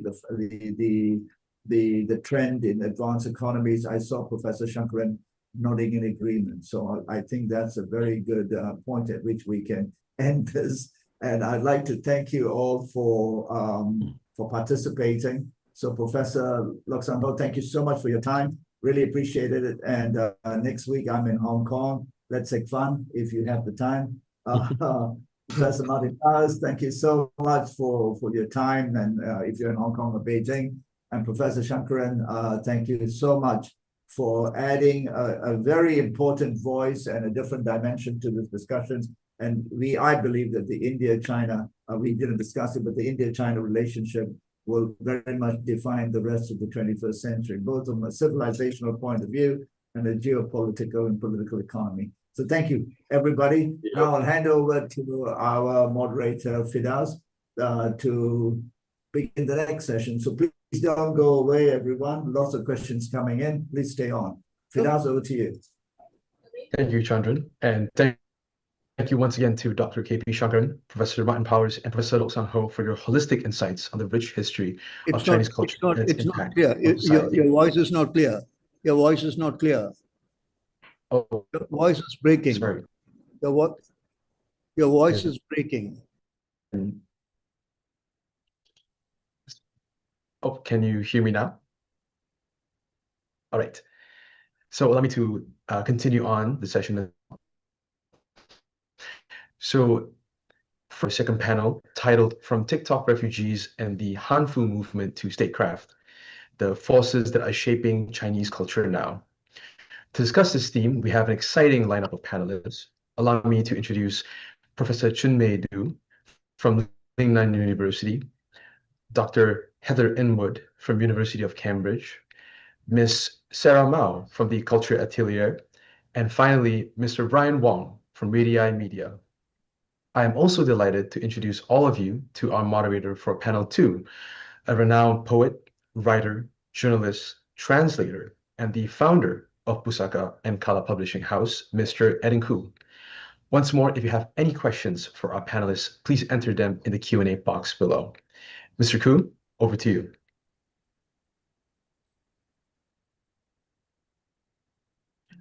Mr. Koo, I believe you are muted. Sorry. Can you hear me now? Yes. Yeah, I'm sorry. I'm a bit of an idiot when it comes to technology, so I do apologize. Yeah, it's a great privilege to be able to moderate this session, which is very provocatively titled From TikTok Refugees and the Hanfu Movement to Statecraft, the Forces that are Shaping Chinese Culture Now. I think it's quite an interesting conceit that a Southeast Asian is asked to moderate this session because the South China Sea is widely predicted to be the next zone of great conflict, whether cultural or military or resource-based. Also, there's a large Chinese diaspora that has become very attached to the rise of China in the past 2 to 3 decades. Things like TikTok have become some of the major political tools that are defining the mode of correspondence and political culture in the nations of Southeast Asia. Let me just introduce the various speakers, and they will each have 6 minutes to make opening statements, and I will introduce them very briefly. So we'll have Mr. Brian Wong, founder and CEO of Radii Media and managing director of the Aspen Institute China Fellowship Program. We have Ms. Sarah Mao, who's an auctioneer and founder of the Cultural Atelier. And we have Dr. Heather Inwood, who is Professor of Modern Chinese Literature and Culture and a Fellow of Trinity Hall, University of Cambridge. And Professor Chunmei Du, who's Head and Associate Professor, Department of History, Lingnan University. Perhaps before opening statements, there can be a provocation. Many years ago, I was present at an interview with the Chinese filmmaker Zhang Yimou at the British Film Institute soon after his many decades ago success of films like Raise the Red Lantern and To Live. And he was asked a very pointed question about censorship. And he talked about being a citizen and the need to grapple with and confront censorship in all its appearances and forms. But he also regarded or referred to or spoke of censorship as perhaps being his most creative tool, in the fact that he had to look at the world and look at artistic channels in so many different ways. When we talk about continuity of culture in China, and especially in this age of when China emphasizes soft power, we remember also whatever we feel about him, Ai Weiwei and his famous dropping a Han Dynasty urn, and how that is either disruptive or a aspect of the continuity of Chinese culture. The question that I suppose people from Southeast Asia ask is whether that soft power is hegemonic, or whether it is one that comes from a kind of historical continuity that has influenced the South China Seas, but now also affecting the rest of the world. So perhaps I can get the speakers to intervene with their opening statements. And you have 6 minutes, and perhaps we could start with Brian Wong. Thank you so much, Mr. Koo, for laying the context. Yes, so my name is Brian Wong. I'm founder and CEO of Radii Media. Many of you probably are wondering, what is Radii Media? It's a digital media platform that we started 8 years ago in the Greater China region to really provide a lens and a window into what's happening in young China today, particularly amongst youth culture. And I think that's very apropos, given you brought up TikTok and kind of how raised the question of how Chinese culture is being shaped today. I think the panelists in the prior sort of conversation really laid out sort of the roots and the foundation of Chinese culture. Now we fast forward a few thousand years, and we look at what is China today in light of the world and the modernity that it's really reached. And the question is posed: what are the forces shaping Chinese culture? I'm going to keep it brief in these opening remarks, but I'd say that China's cultural influence is now being pulled by two forces. Top down is the deliberate statecraft that builds domestic and export rails and guardrails. That's the top down vis-a-vis government, and bottom up is a faster, messier surge of bottom-up scenes, games, toys, platform, fashion that travel further because they feel native to the internet. And I use the word internet specifically because I want to lay out 4 points that are really defining Chinese culture today. The first is platforms as portals and what I call the reversal of the firewall. You talked about TikTok refugees. There was also the Red Note migration that happened when TikTok was threatening to being threatened to shut down. And what that did is provided a window for many Americans and people overseas into kind of a new China. And I would say that this sort of reversal of the firewall was really providing organic encounters that are driving soft power, or China's soft power, faster than official diplomacy, this sort of top-down effort. This has given the rise to something that some experts call an algorithmic cosmopolitanism versus traditional cosmopolitanism, which was dictated by diplomatic relations and sort of propaganda narratives. In a digital world where content is presented based on users' likes and preferences and interests driven by algorithms and not a national agenda or narrative that the state defines, this sort of cultural exchange is much more organic. It's much different from what we've been used to in the past, and it often has no conscious intent. So this sort of platform as a portal is one phenomenon, and people diplomacy vis-a-vis these platforms are basically the new cultural embassies, not built by governments, but actually by technology, and we can get into that more. The second is the rise of hybrid aesthetics. You talked about sort of this Hanfu revivalism, so to speak, and we can look at heritage as innovation. Many of the previous speakers talked about kind of Chinese culture and history, and that is actually experiencing a revival, mainly because China's young sort of creative generation is looking back to its roots, to its ancestral and traditional culture, but they're mixing it in a way that is very unique. We're going to talk about kind of video games and movies and fashion. Black Myth Wukong is going to come up. Ne Zha 2, the film, the highest grossing animated film ever. Black Myth Wukong was the highest grossing AAA video game ever. These are emerging with a mix of heritage plus modernity.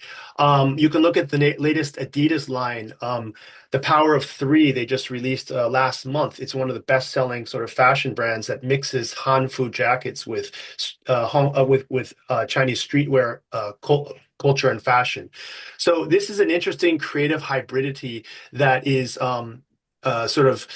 indicative of what's happening amongst youth. And then third, I'd say statecraft versus statecraft and soft infrastructure. As I mentioned at the beginning, China, rather than building sort of traditional soft power relying on narratives like Hollywood style or CNN News, they tried that at the beginning. I don't think it was so successful. But now what they're doing is building infrastructure and platforms that are the pipes by which the culture is distributed, but it's actually the organic kind of grassroots youth that are filling those pipes. And then finally, culture under constraint, innovation in a machine age. As someone referred to in the last panel, despite what people would call constraints or even censorship, youth are actually leveraging this dynamic and becoming even more creative in how they express themselves. There's coded language in how they talk, how they act, how they dress. And there's vibrant subcultures that we cover in Radii all the time, whether it's Ghost Fire Boys, who are young kids who basically soup up Yamaha motorcycles that are and take dangerous acts and film them because they're trying to express themselves within a confined sort of social economic environment. Too cool fashion, bureaucratic shit, countryside aesthetic. We can talk about these fashion styles that are coming out and the language they use because of this machine age. So that's how I would summarize my view on what's shaping Chinese culture today and how it's spreading through the world. Thank you, Brian. Thank you. That was very illuminating. I think we're going to return to some of those things, in particular, the reconstruction of heritage and other questions about young people and a kind of almost chaotic anarchist approach to reinventing culture. I think I'm going to open and invite Sarah Mao to make her statement, please. Hello, and hello, everybody. Thank you very much. It's wonderful to be here and be part of this conversation.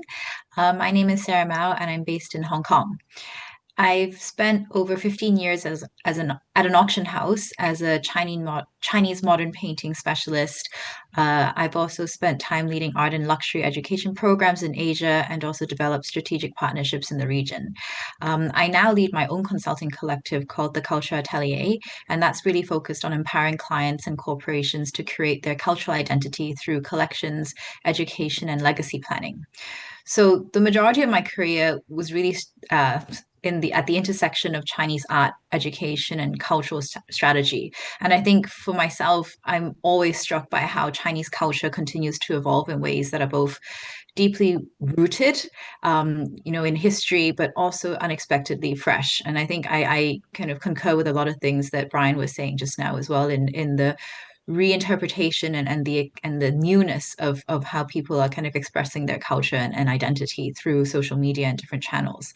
I think when we talk about cultural resurgence in kind of those terms, I don't think there's a single moment that really captures the mood. And with the previous panel, I think one of the speakers talked about about the transcendence of boundaries of religion and nations. And I think art and culture is definitely a wonderful way to weave narratives and to build soft power through that. A few examples I wanted to share during my opening statement was kind of during COVID. An auctioneer called Miss Chen Liangling went viral on Chinese social media. And it was really through her now iconic wearing qi pao while conducting sales in English, Mandarin, at the same time. And I think that was not just about her fashion. It wasn't just about kind of the auctions and the high prices it commanded, but it was really that combination of reclaiming elegance, heritage, and authority. And through that, I think kind of the algorithm somehow kind of really amplified both her presence on social media, but also amplified the cultural mood and kind of that acceptance and enjoyment of her kind of positioning herself in that manner. So I also see kind of a lot of, when we talk about Han Fu movement, I also see how kind of museums are curating different stories, whether it's the San Xingdui exhibition that came to Hong Kong Palace Museum and now has a museum itself. For example, it wasn't just about kind of preservation of relics and artifacts and bronze masks. It really kind of brought history to life and kind of were symbols of identity that were reimagined for today and for kind of a much wider audience. From kind of moving on to collectors, for example, very notable Chinese collector Liu Yiqian and his wife Wang Wei also established private museums in China. The Long Museum, for example, in Shanghai is a brilliant example of that narrative and juxtaposition of both art and storytelling. Collecting both Modigliani paintings next to Ming tapestries to tankers and iconic paintings and that chicken cup. So the acquisitions are not just about trophy collecting, but they're very, very provocative and really sets a great tone and a backbone to how cultural conversations can be held in China and how kind of storytelling can integrate different cultures and different kind of ways of narrative. So beyond China, kind of from where I see, there's also so many different kind of exhibitions that are showcasing, China's cultural heritage from the past. So exhibitions at the British Museum, at the Met, and weaving them into contemporary artists. I know you mentioned kind of Ai Weiwei as well. So it's also kind of a wonderful way to shape how Chinese culture is understood, remembered, but also reimagined in kind of this new contemporary lens. So whether it's kind of talking about Dunhuang and Buddhist sculptures, and that cross-section of understanding, kind of appreciating Buddhist sculptures, but also a lot of viral photos and Instagrammable, red note spots of people riding camels. I think it's also become very participatory rather than being kind of a passive understanding of culture and invites people to take a part of it. So that's kind of pretty much what I want to share for the beginning, and I look forward to the conversation that's going to follow. Thank you, Sarah. Lots of things there to raise as well, in particular, the politics of these conversations and the politics of institutions and private collections and what they actually say about the identity of Chinese culture within particular locations. But let me call on Dr. Heather Inwood to give us her 6 minutes, please. Thank you so much, and thank you for having me today. It's wonderful to be here with you all. So yes, I'm an associate professor at the University of Cambridge, where I teach modern Chinese literature, popular culture, and cinema. And what I want to talk about today is drawn partly from my own research, which I'll say a bit about in just a moment, but also partly from my experiences teaching students from the US, the UK, and from China and Hong Kong and elsewhere in the world over the last nearly 20 years or so, and how impressions about China and the topics students are interested in writing about Chinese culture have shifted over the last 20 years. So just a quick word about my own research. My first book was about contemporary Chinese poetry, and I was very interested in the ways in which contemporary kind of avant-garde poets are navigating this new digital media environment in order to form communities and explore new ways of making poetry meaningful in the digital age, which was often quite kind of boundary pushing. So I was looking at this explosion of poetry writing in the early 2000s when poets were very excited about these as we were just hearing, these more participatory modes of engagement on the internet. And my current interest is in contemporary popular fiction, particularly online genre fiction. So I've just finished writing a book about what I call netfic, Chinese internet fiction, all these weird and wonderful genres of popular fiction that are being consumed by hundreds of millions of readers in China and increasingly elsewhere around the world. So there's much more I could say about that. But my talking points for today I think my biggest interest is in this gap between what Brian just referred to as the more top-down uses of culture and these more organic bottom-up uses of culture, not just in mainland China today, but around the world as well. And where the question of coolness comes in, what makes Chinese culture cool in the world today? Who perceives it as cool and why and on what kinds of terms? And I think very often the types of Chinese culture that are being produced that really resonate with audiences globally are the kinds that don't seem to have too much of an obvious kind of statecraft intent built into them, that are not kind of really explicitly trying to promote traditional Chinese culture or perpetuate a particular narrative of cultural continuity or anything like that. And some of the video games, for example, and the online novels, which really strike a chord with international fans, the Chineseness in them is not necessarily all that obvious to begin with. So I'm interested in how soft power actually is most effective, I would argue, when it occurs in a very organic way and when audiences themselves get to determine the stakes and the reasons why they find culture appealing. So if I bring that back to my engagement with young people over the last 20 years, there's been quite a shift in the last, I would say maybe the last 5 years, in the kinds of students we're getting applying to Cambridge to do Chinese studies as an undergraduate degree. And it used to always be the case that the Japanese studies department would have a lot of students who were drawn to Japanese studies because of, J-pop and anime and manga and all, the Japanese otaku culture and the sense of Japanese coolness. But actually, there's been more of a shift towards students applying to do Chinese for similar reasons nowadays. So they're becoming fans of particularly danmei fiction on the internet, but boys love fiction featuring 2 male protagonists in romantic relationships.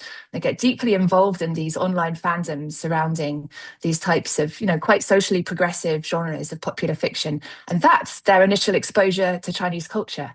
It's not anything traditional at all. It's something really very contemporary and in their experience quite edgy as well. So this coolness is emerging not from a very top-down statecraft approach to culture, but from something much more bottom-up and organic. And I think that's where a lot of the potential will lie in the use of Chinese popular culture for kind of increasing awareness of Chinese culture around the world. So yeah, the second point related to that is the Chineseness essential in the first place?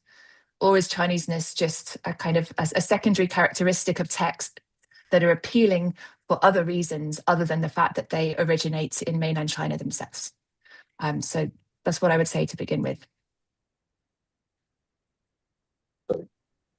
Thank you, Heather. There was, again, lots of things to return to, in particular, the restlessness of young people and what that actually kind of would lead to. Finally, I'll call on Professor Chunmei Du to give us her 6 minutes before we break into conversation and questions. Okay. All right. Thank you, Mr. Gu. My name is Chunmei Du. I'm an associate professor and head of the history department at Lingnan University, Hong Kong. My specialty is modern Chinese intellectual and cultural history. So I hope to bring some historical perspective into this dynamic panel discussion. To start, I want to just offer 3 quick points about our panel theme, what's shaping Chinese culture today, based on my personal experience, research, and observation. First, I think the Chinese diaspora and youth are powerful cultural engines in this transformative process. Overseas Chinese, especially students and young creators, are acting as cultural messengers and interpreters. Through platforms like TikTok and Red Note, they carry ideas across borders and remix and reinvent them into something at the same time hybrid and while being original. So take the so-called Hanfu, Han costume revival movement as an example. Even though, and I would argue, perhaps because they are abroad, many students have organized public events and built communities that pushed Hanfu into global view. And then they bring them back into China with new meanings. So this intermediary role is not new. Since the 19th century, students educated overseas have been catalysts for China's political, economic, and cultural transformations.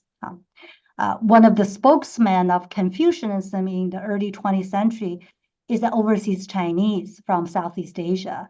He was educated in Britain and then discovered his Chineseness only in his late 20s.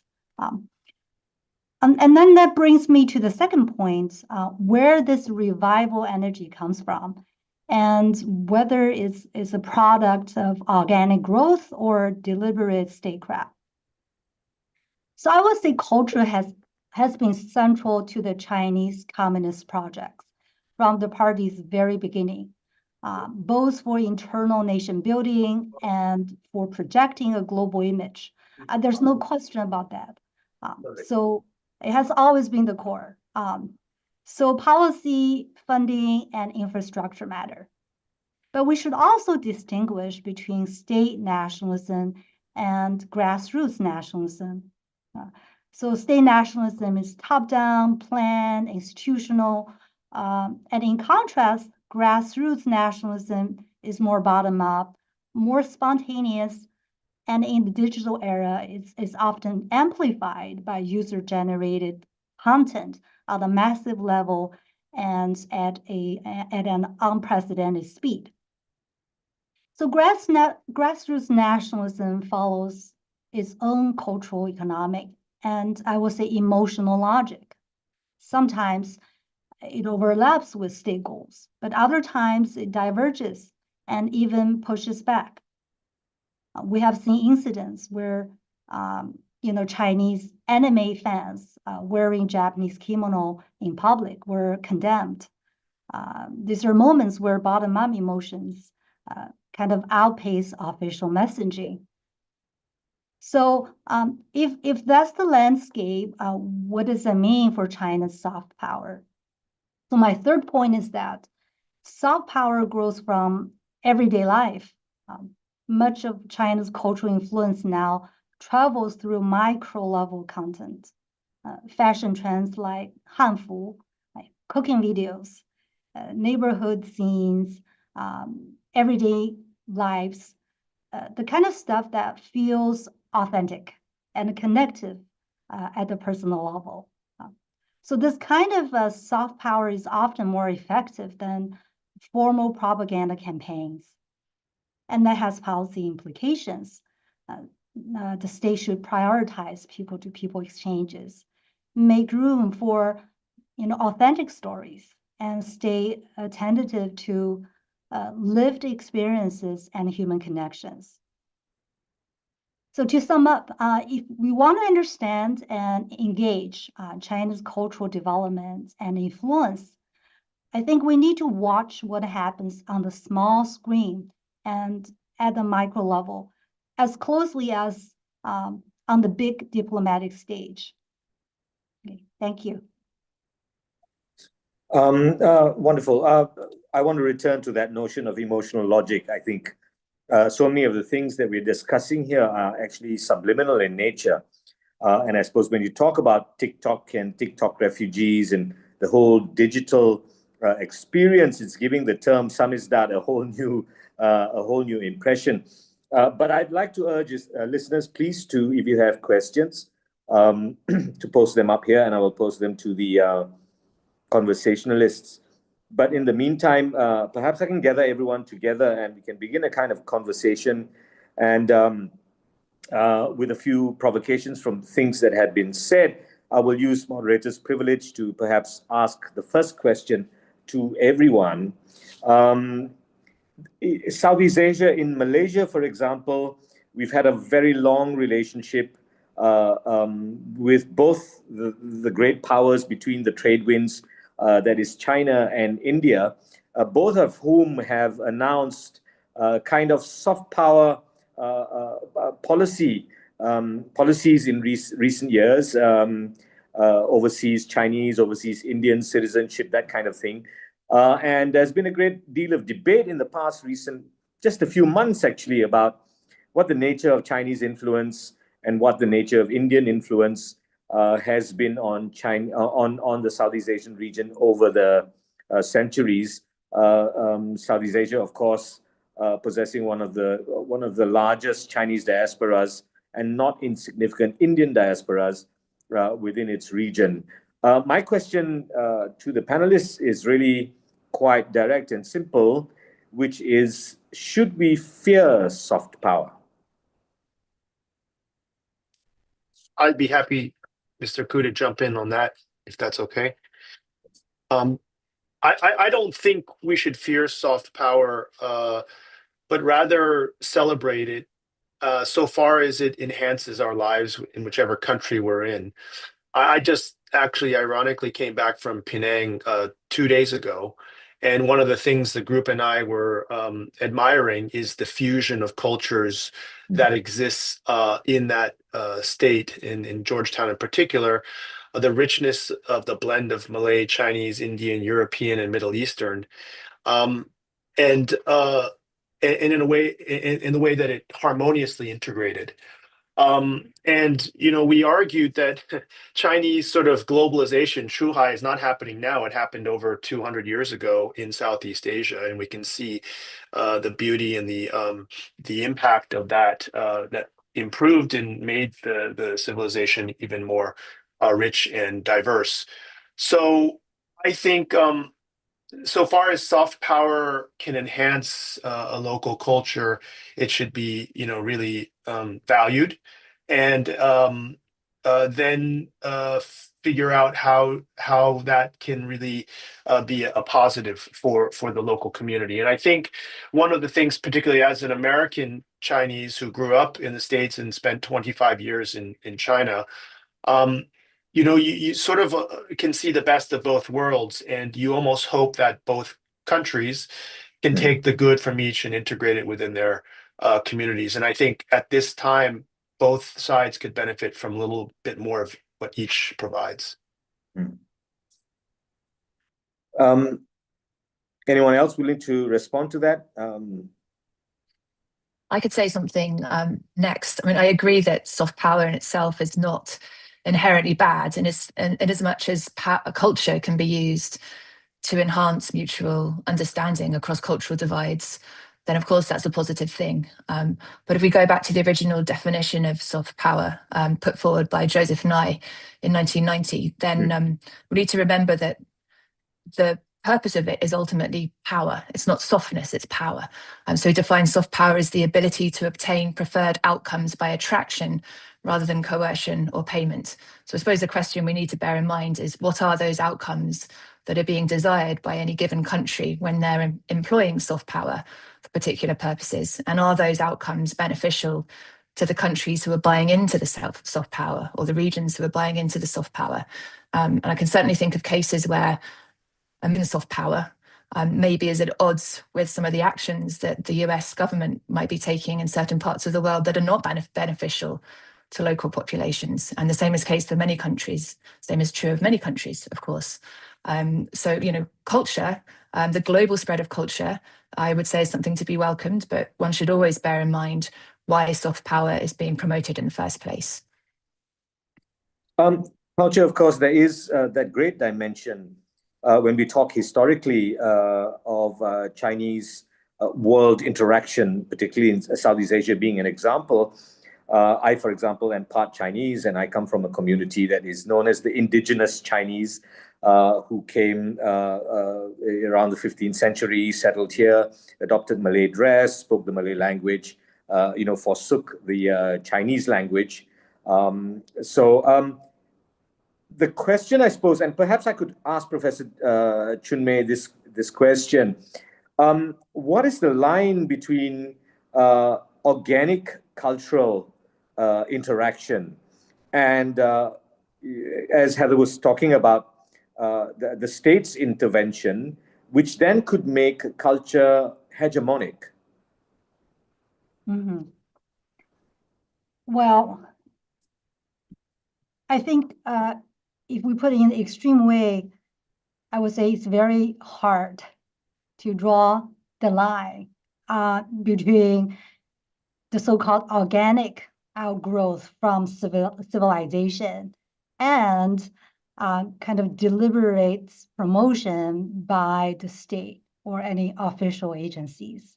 So if we put to the extreme, I would say there perhaps is nothing called the purely organic outgrowth of civilization. But putting that aside doesn't mean distinctions cannot or should not be drawn in a real setting. So I think I agree with Heather said, you have to look at the goals, you have to look at kind of the hegemony, you have to look at what kind of tools are used in the process. Okay? So the soft power, I mean, in the context we often use it is in the nation, is in the kind of states and diplomatic international relations. So your question, whether we should fear soft power, I imagine comes from a place that's the other, right? Outside China, the world. And that's why there's the question, should we fear China's soft power? So it reminds me something very different. So in after World War I in Europe, there was kind of a fear of kind of what they call the Eastern civilizations, Oriental civilizations, cultures, and mostly they were talking about religions. And then, of course, the more familiar we have civilizational clashes. Right? Can civilizations coexist? Can they collaborate? Or fundamentally, they will clash? So they are often, discussed and debated in a different context, not necessarily in sort of in the international relations and state operations. But I think they're also connected in a way. So when we talk about soft power, right, it has to do with kind of the fear of China's the non-soft power, the real kind of expansion, right, in the geopolitics. And there's definitely that fear. It's not about culture itself. But on the other hand, underneath, it could also have something to do with this kind of clashes of civilization or religions or kind of more essentialized views of culture and civilization. Question, my follow-up question, and I think I hope people who are in the study of language and could intervene, is when we talk about China, the diasporic experience is quite different because there's no one China. There is representations of many Chinas, and it's the rise of China has seemed to have had an effect, for example, on marginal cultures, marginal languages. For example, the death of dialects being replaced by Mandarin. So Mandarinization in many diasporic societies. So Professor Chinmay, I mean, what China are we actually talking about, especially for us on the outside? And maybe Sarah could also experience this being in art and the experience of the many Chinas as compared to the one. So perhaps I could use Hanfu, the so-called Han costume as example. So is that the one China? Is that the dominant China? Is that the real China? Right? So it's termed as Han costume. It's supposed to be the costume of the Han people, the majority of the population, right? In contrast to perhaps, the Qing, the Manchus, and obviously not the minorities. But obviously it's a hybrid version. It incorporates many of the contemporary fashion aesthetics, as Brian was talking about. This hybrid aesthetics, I will even go one step further. I will say hybrid identities. not just the taste and style, but there are many ingredients. So to what extent is the Han? I would say, but it's modeled, it's branded and promoted out as authentic Chinese costume and promoted both in China and abroad. Yeah, Sarah, I wondered if you could add to that. Given collections and museums and so on, what is the Chineseness that is advocated and advanced, or what is the Chineseness also that is being sought? Yes, I mean, I think I kind of agree with also what kind of Dr. Heather was saying about soft power, and definitely with art and exhibitions, the narrative that they want to weave and where they're weaving it, of course, kind of is of imperative importance to them, whether or not it's kind of a private-owned museum in China or whether they are kind of international exhibitions being held kind of across in Europe and the US. What I wanted to kind of pick up on just now was on that diasporic China versus mainland China, and the differences. I think a very easy one, of course, is us being in Hong Kong, of myself being in Hong Kong and speaking Cantonese, and that kind of pull between speaking Mandarin or learning Mandarin or being as one with kind of that wider Chinese audience. So whether or not you maintain that cultural identity of what you feel as being Chinese and speaking Cantonese. So I know this is kind of less about the art, but I did want to kind of chime in on that point as well. And definitely there is that sense of loss, I believe. When we try to kind of see a uniform kind of movement of what Chinese or what Chinese culture really is. I think you really kind of hit the point on what happens to diasporic China, where they actually hold very fast to those cultures and more kind of specific cultures that are specific to a particular dialect or specific to a particular kind of county. When we extend and speak about art and culture and museums, I think it's very clear. I think if you just look at the statistics on how many Chinese or national exhibitions or collections have been has been exported in the last few years, it's dramatically different to, I think, kind of pre-COVID times, where you had exhibitions at the Metropolitan and say at the Royal Academy in the UK, where it was very much a celebration of Qing Dynasty or kind of Han movement. And I think now there is the selection of exhibitions is actually more historical. So in the past, where you would kind of have a 100-year gap and have contemporary Chinese art exhibitions, and then you'd kind of skip over about 100 years and go back into the Qing Dynasty. I think now you notice a lot of exhibitions outside of China will be very much focused on archaic or kind of even older cultures, focused on Dunhuang, Old Silk Road, or kind of Tang Dynasty exhibitions. And I think going back to that idea of what message they want to take from a top-down perspective, I think that's that's clearer when we look at the type of art exhibitions or curations that's happening. Something again, kind of completely unrelated to art, but I think if you think about grassroots cultural kind of proliferation and sharing, one just needs to think about bubble tea, for example.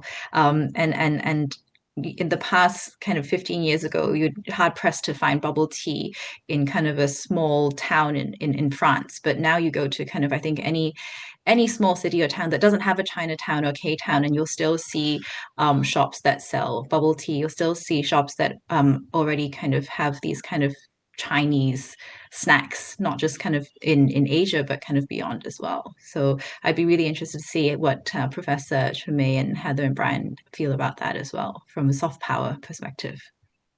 Can I just pick up on one point you made about the surge of exhibitions, particularly in the West, in major institutions, that they are largely historical. Is there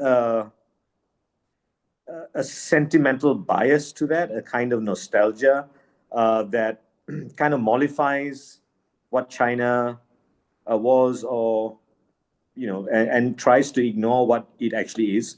I think it is a celebration of what they want to show, right? I think as Professor Chumei was saying, what is Han? Like if we think about kind of the Qing dynasty, that's not we think about kind of true Han movement and the Han people, you have to go back to the Ming dynasty, right? So where they want to spotlight, I think that becomes the top-down direction, like how they want to spotlight and where they want to spotlight beyond through art and culture, I think is very strategic, and is very selective in celebrating moments of bringing kind of art and culture as a celebration through Buddhist art, Dunhuang, for example, through kind of archaeological finds with Sanxingdui, to kind of emperor, the rise and fall of kind of emperors.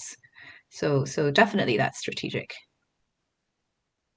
Hopefully we can return to that. I've more questions, but there is a question from a member of the... Edin, sorry to interrupt. Can I just kind of of course, piggyback please. off what was been said? Please.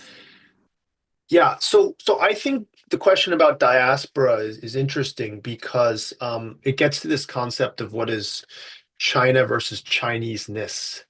And, I think one of the really interesting things about the Chinese diaspora is the role it's played in preserving Chinese culture in a traditional sense. So, I mean, you would know very well in Malaysia, Hong Kong, Taiwan, even parts of US Chinatown, where traditional Chinese culture has really been preserved, where in mainland China it's been destroyed or is no longer present. And this idea of China versus Chinese-ness, one is a national political identity, one is a cultural identity. And so if you talk about soft power, I think Dr. Inwood brought up something very important, is what's the intent of the state versus what's just the effect of the culture. And we're sort of seeing a blend of both of those things. And I think that's really an interesting phenomenon, because as China has become more powerful, there's been growing pride in Chinese culture, but that's manifests itself in both the political and kind of the cultural way. And which is more influential? I would venture to say that it's still very much the Chinese-ness that appeals to the larger global audiences. And then when you talk about nostalgia, this is also interesting because Sarah brought up how these auctions, there's a growing interest, or certain aspects of the art are trending.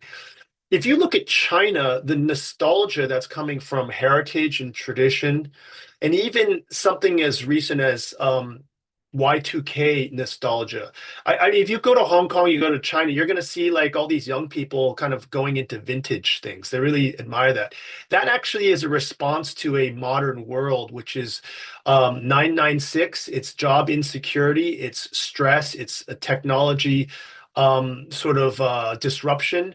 And I would say that nostalgia in China from the youth is being driven by the societal pressures, where they need a psychological sort of safety, sort of anchor that whether it's traditional Chinese heritage like Hanfu or it's vinyl records, they are embracing this because it's a response to a rapidly changing and disruptive technological world. So I just thought that would be interesting to add to what's been shared.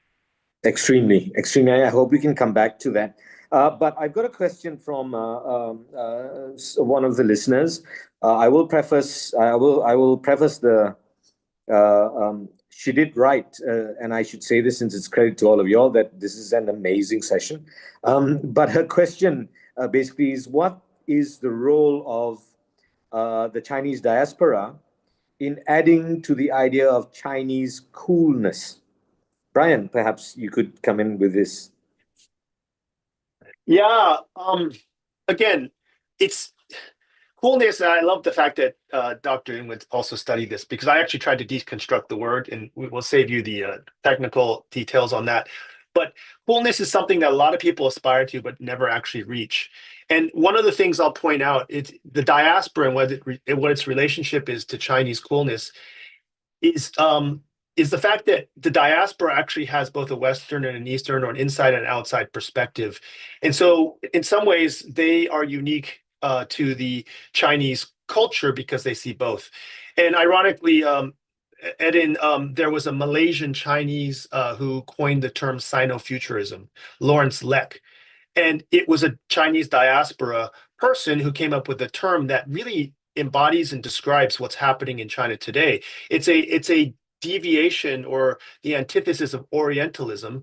It's Chinese Sino-futurism is what's happening in China today with EV cars, flying taxis, 5, 6G, robotics, AI. China, in a way, is defining the future. It's no longer following the future, and it's not an anachronistic term of the past, ancient China.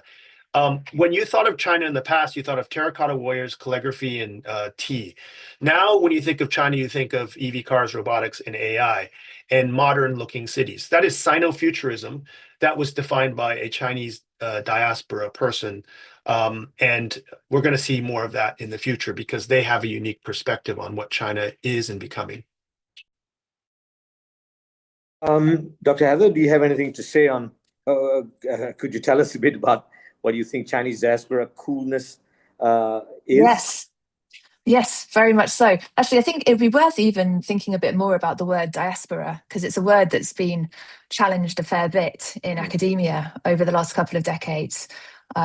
Professor Shu-mei has written very persuasively against the use of the term diaspora, because it seems to imply there's still this home base in mainland China, and that there's this kind of pull back towards the motherland, whereas perhaps what's actually more important are the languages that people speak, and their cultural identities, as well as their sense of rootedness in the countries and the regions and the cities where they live now, which in many people's cases, despite being labeled as Chinese diaspora, might have been generations ago, that they last actually had a connection to China.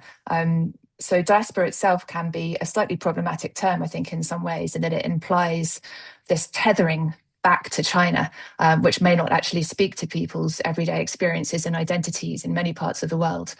But in terms of the role of, let's say, heritage speakers of Chinese languages in the plural around the world, or people who have some family connection to Chinese culture, I think they, as Brian was saying, I think these people are playing an incredibly important role in kind of mediating China for other communities around the world. And a lot of that mediation is taking place through language. So a great example of this is the role of Chinese speakers, say in the US and the UK and Canada and Europe, in translating Chinese internet fiction into English and other non-Chinese languages. And they're not just translating the text in a way that makes sense to the local populations and languages outside of Chinese, but they're also translating the cultural references and making sense of it for these different readerships around the world, and kind of, in a way, making it possible to become cool, not necessarily making it cool, but making it accessible, and thus allowing it to continue to have a life of its own once it's left its language and culture of origin, once these texts are able to travel more freely in different communities. So a lot of the most influential translators have been heritage speakers of Chinese who are also obviously very conversant in the cultures and languages where they currently reside. And there's lots of really interesting kind of cultural fireworks going on in the communities around fan fiction as people encounter Chinese historical facts and references and things for the first time and mix it up with their own interests and experiences, and all kinds of interesting things are emerging as a result of these interactions and collisions. Okay, as I wait for other questions, let me just pose this to you. I'm very interested in the language, Sino-futurism. algorithmic cosmopolitanism. So I'm very interested in exegesis because what is the enduring or staying power of such terminology? I open it up to, well, Brian, you were the one who brought up algorithmic cosmopolitanism. So what is the enduring power of such language? Well, look, I think these terms define a new world that we're venturing into. And just to riff on a language theme, the latest joke at Facebook is to be a successful AI team member, you need to know 2 languages. One is Hack, which they use to do the programming, and 2 is Mandarin, because everyone in AI is from Tsinghua. So, but that's a side note. I think that what's interesting is that these terms are being defined kind of in Western language, but they're descriptive of a world that the Chinese culture, and particularly China specifically, are creating. And, algorithmic cosmopolitanism is an export of, you could say, is an export of China, because the content was created in China and it's being distributed through Chinese platforms, TikTok and Rednote. Of course, there's some on IG, but the whole point of this is that, you're taking the human element out of it, and suddenly you've got this algorithm that's defining how people interact, and that is a whole new phenomenon. Sino-futurism is just taking the elements of what's happening in China today that, probably Lawrence Leck dreamed about in the early 2000s when he coined the term, but now it's a reality. And so I don't know. I don't know if it'll stay with us for 10 years. I mean, some say it's already out of fashion, but I think those are the clubbers who had a whole view of Sino-futurism in terms of nightlife. But I think in terms of everyday society, it's very much there. And what it's going to become is really going to be defined by how these societies evolve. Yeah.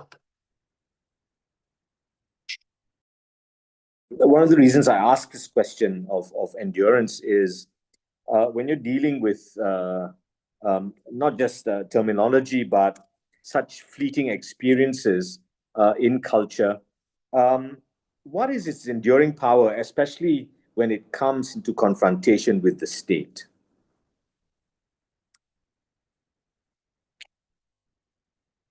Anyone, please. So you're asking what is the enduring power of culture? Of what is going on at the moment, given its fleeting language, given the transient nature of its experiences, when it comes into confrontation with this enduring power of the state. The it being Chinese culture. Yes, yes. Good. Contemporary, cool, young people's Chinese culture. I'm not sure if what I'd like to share is going to answer that question, but I wanted to kind of bring up what you asked just now about kind of coolness and versus nostalgia, and maybe that kind of is that will somewhat kind of answer that notion of culture. I think what Brian said just now about EV cars being really cool and kind of the next stage in AI and the development of all that is incredible. But I think what social media or what what is being put out there, actually, there is still a kind of a great gap or a chasm between the true identity and how people are feeling. And I think that's and the reasons why people go back to revert to nostalgia and sentimentality. A kind of easy example is a friend of mine who works for Tencent, and he's 40 years old, and he's like, I should have retired at 35 because you can't find a job after 35 in China, right? Going back to Brian's 996, the whole notion of kind of working till you collapse and working, you working full throttle for the sake of that futuristic China, the progressive, technologically advanced China. I think that whole kind of picture and, what Heather talked about, kind of all these stories, the huge influx of reel shorts now and storytelling really is, it is a great lens to see the imagined or the idealistic China, but when you bring it down to, when you bring it down to the people and you look at kind of their livelihood or how they perceive their own future, I think that is in some ways the reason why there's so much nostalgia and so much sentimentality to that culture or the Han Fu movement, and that's kind of just something that I wanted to chime in. I think following on from the previous conversation, I don't know what I'm doing, but yeah, okay, now I've got everyone on the screen. Following on from the previous conversation, there was a great deal of talk about the state in a traditionalist sense, notions of the Communist Party and authoritarianism. Are such conversations, given what we're speaking about now, coolness and artificial intelligence, young people, are such conversations kind of anachronistic? Is the language dead already, talking about authoritarianism? I think the stronger the authoritarianism, the higher the level of coolness if you can speak against it in a way that is coded and acceptable. Not acceptable, but whenever you ask young people what is cool, they say, when you see it, you know it. You just know. And that's the common response. So if you look at what's happening right now, to answer your question, Edin, what's the durability? The durability is it will last as long as it can evolve and dynamically shift as the environment shifts. And it will continue to shift because, like I said, there's coded language, there's coded behavior, and only the young people know it. And that's what makes it cool. And then, as I think Sarah mentioned just now, this stress, you're going to have people opting out. This trend, right? This whole trend is this grind is going to push certain people into other subcultures. Like there's a whole camping life culture. There's a whole there's all these cultures where people opt out because they don't want to be a part of that. That becomes a subculture in itself, and that is cool.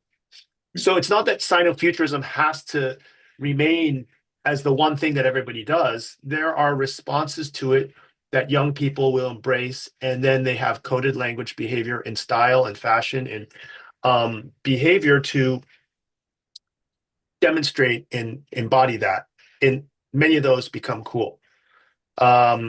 Like Shamate, I don't know if you've heard this. It's a group of migrant kids who go from the countryside and they go work in factories. They make, little money, but they have a whole style where they spike their hair in like bright colors. They wear really crazy clothes, platform shoes, and they take videos of themselves doing crazy things. And, that is their form of self-expression. These are migrant kids who don't have a great future, yet they've created something of interest and community for themselves. You have, these kinds of phenomenon that are happening amongst youth that demonstrate that, yeah, the coolness will continue as long as they kind of evolve and transform with what's happening. Heather and Professor Chinmay, where is history in all of this? Where is, for example, Sun Yat-sen or Lu Xun? Where are they in the consciousness of young people? Apart from posters, which I myself have and I can buy, they've become memes and things. So where are young people in sort of the Sun Yat-sen and Lu Xun's vision for modern China?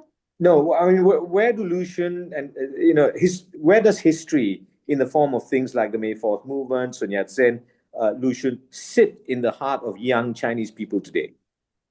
Well, what are the roles of history and traditions in the current cultural imaginations, right? That's your question. Well, kind of. Sort to create new, you need the old, so-called old. Especially if you want to create Chinese culture, authentic Chinese culture, you need to incorporate, adopt, refer to the Chinese cultural elements and historical traditions. Again, the concept of, invented traditions, right? So sort of you borrow from them, but a lot of that has to do with what do you need in the current environment, and then you're mixing with kind of a difference, the East, the West, the Chinese, the Japanese, the Korean, the Southeast Asian. And that's why we were talking about, overseas Chinese, why they play such important role is because this creative hybridity, it has give them advantage, but also give them kind of allowing them to do more, to transform, but in a way that is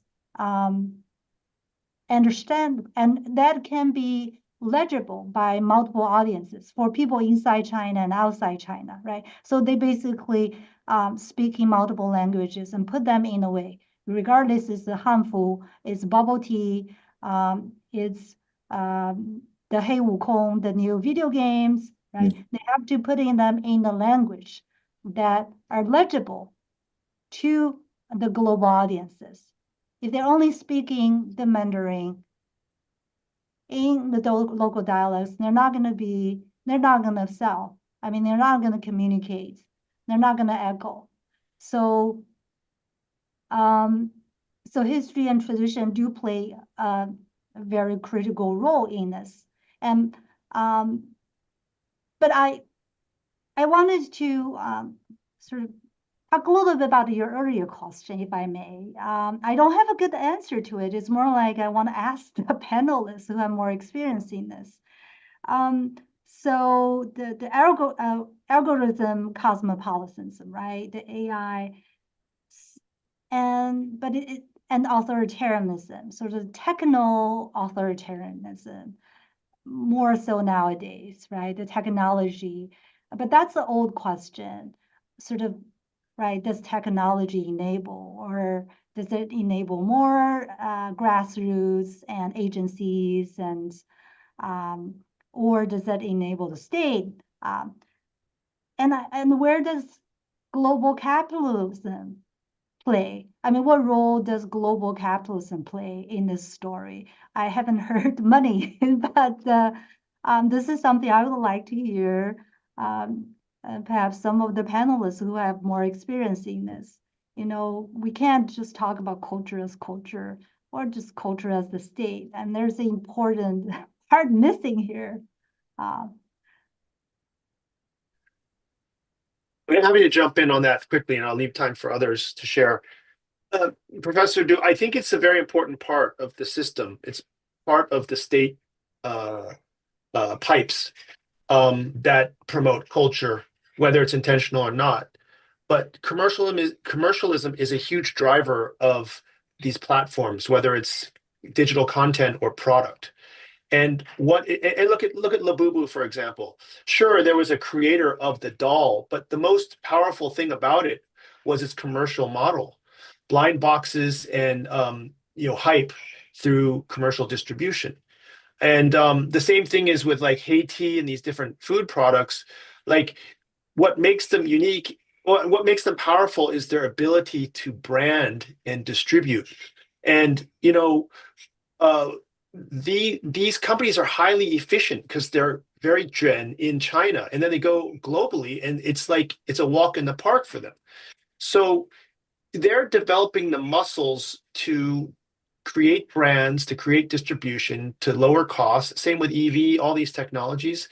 And when they go global, they're very well equipped, which becomes part of the system that is the what I talked about, the rails of this statecraft cultural export. That would be my take up on how this plays into culture, the commercial aspect. Exactly the same could be said of internet fiction, of course. China's exported the model for premium consumption. So the Qidian model, whereby you subscribe to read novels online and pay a small amount and you get the regular updates sent to your app. The same model's being used with the international version web novel, So international readers of Chinese internet fiction around the world are adopting exactly the same way of consuming and paying for content, as has already proved to be so successful in mainland China. So, I mean, of course, that's part of statecraft, right? Exporting the particular economic models that are powered by global capitalism is the way of making sure that the culture spreads as far as it does and makes as much money as it does. And, you know, the global readership of Netfic is now making huge amounts of money for Chinese internet fiction platforms, but it's also making money for the authors themselves. So you now have authors of Netfic around the world who are writing Chinese internet fiction in languages other than Chinese, using a Chinese economic model and adopting genre norms and tropes and Chinese names, Chinese place names, Chinese historical context in their own novels. But the authors themselves are not necessarily Chinese at all. So that's a very interesting merger of kind of global capitalism, Chinese economic models, and mixtures of cultures coming together in a both quite top-down planned way, but also a very bottom-up spontaneous way that creates genuine enjoyment for people involved. Yeah. I think we've run out of time, but we do have maybe 2 minutes, 3 minutes. Would that be possible? Could everyone just kind of give me it's been very broad, very expansive, many things we could have touched on, like money, Professor Chunmei, but could someone everyone kind of give me just a one-liner of about, you know, how we could wrap this up in your from your point of view? Let's start with Brian. You started off. Let's one is done with you as well. Look, I think it's been a fascinating conversation. I loved all the topics we talked about. I would say that this clash of state and grassroots is not necessarily a clash. You could call it a convergence in China, and that the players are figuring out a way to blend these together in a way that works for both.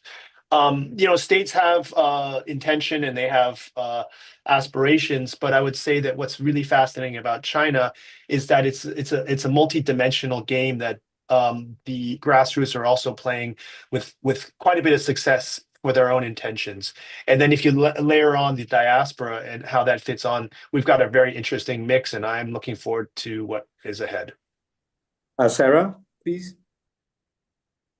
It's a difficult one to wrap up. I think probably on the consumerism, I think probably one thing that we didn't touch upon was the kind of real-time live stream broadcasts that China's so kind of well known for, especially on like 11:11 times, where they're live streaming for 13 hours and that being kind of a culture and kind of dimension in itself. But definitely I think kind of all the different kind of conversations we had probably leads back to something that the biggest reflection for me would be sitting within an auction house and seeing how the inflows and outflows of art is being kind of decided and placed, whether Japanese museums are choosing to deaccession their pieces for the sake of their own culture, or international museums actively or even aggressively purchasing, art pieces of pieces of Chinese art to broaden and strengthen their collection. I think that's something that I would love to share and talk about kind of in later times. And I really enjoyed the conversation with all the different panelists. Thank you. Heather, perhaps you could surmise. Yeah, I was just thinking, I have also really enjoyed this conversation, and thank you so much to my fellow panelists for your really insightful comments. But I was thinking that, when we're talking about top-down kind of statecraft-led uses of culture, I think if we're looking from a top-down perspective and our question focuses to begin with on the role of the state, then we're going to see the role of the state and we're going to see top-down uses of culture. But the more interesting thing, I think, is always to look at the culture itself, to look at the actual products, the actual text, the phenomena, the viral memes, whatever else it might be, and talk to the people who are actually consuming it, enjoying it, spreading it, producing it. And then the story becomes much more nuanced. We shouldn't only be looking at the kind of questions of control and hegemony. We should be looking at the processes of participation and how we as humans find very human, very idiosyncratic forms of pleasure in our engagement with culture. And that's not specific to any particular country. Thank you. Professor Chunmei, and then we'll wind up. Hey, thank you. So I think the forces reshaping Chinese culture today are, as we talked about, it's kind of a creative hybrid process. It is moving through channels that might seem unexpected, but I will also argue they're also familiar and historically continuous. The diaspora youth acting as cultural brokers, the revival of tradition that blends grassroots energy with statecraft, and soft power built from the grassroots level. And I think that's where the next chapter of China's cultural story is being written. Thank Wonderful. you. Thank you so much. Thank you to all the panelists. It was very lovely meeting you. Firdaus Chandran, I will wind up now. Zoom has always been a torture chamber for me, and this is no exception, but I had a great pleasure. And from one of our listeners, it was an amazing session, apparently. So thank you all very much. Hope we can keep in touch, and thank you for listening, and thank you to Gift. Thank you. Right. Thank you, Mr. Koo. And thank you, Professor Du, Dr. Inwood, Ms. Mao, and Mr. Wong for your illuminating analysis of the Chinese culture and its impressive influence from the grassroots in China to the global stage. Now, this marks the end of the final conference in our three-part series, Shattering Paradigms, China and the World. A huge thank you to all of today's outstanding speakers for their contribution, and a special thanks to our partners. Now, before you leave, we would like to remind everyone that the recording to this conference will be shared on GIFT's YouTube channel, GIFT's LinkedIn account, and the event website. We are also pleased to share that GIFT issues a monthly newsletter that offers our latest insights, programs, events, and even reports. We also have a second newsletter called Tomorrow Matters, which features curated articles from local writers in Asia on a range of topics such as local and regional politics, economics, and history and culture. You can subscribe to our free newsletter on our website and via the link in the chat box.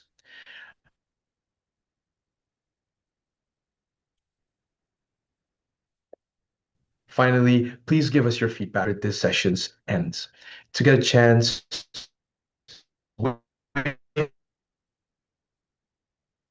a free copy of Understanding You Again. Now, Chandran, we'll see you off. Thank you, Firdaus. Yeah. Can you all hear me? Yes.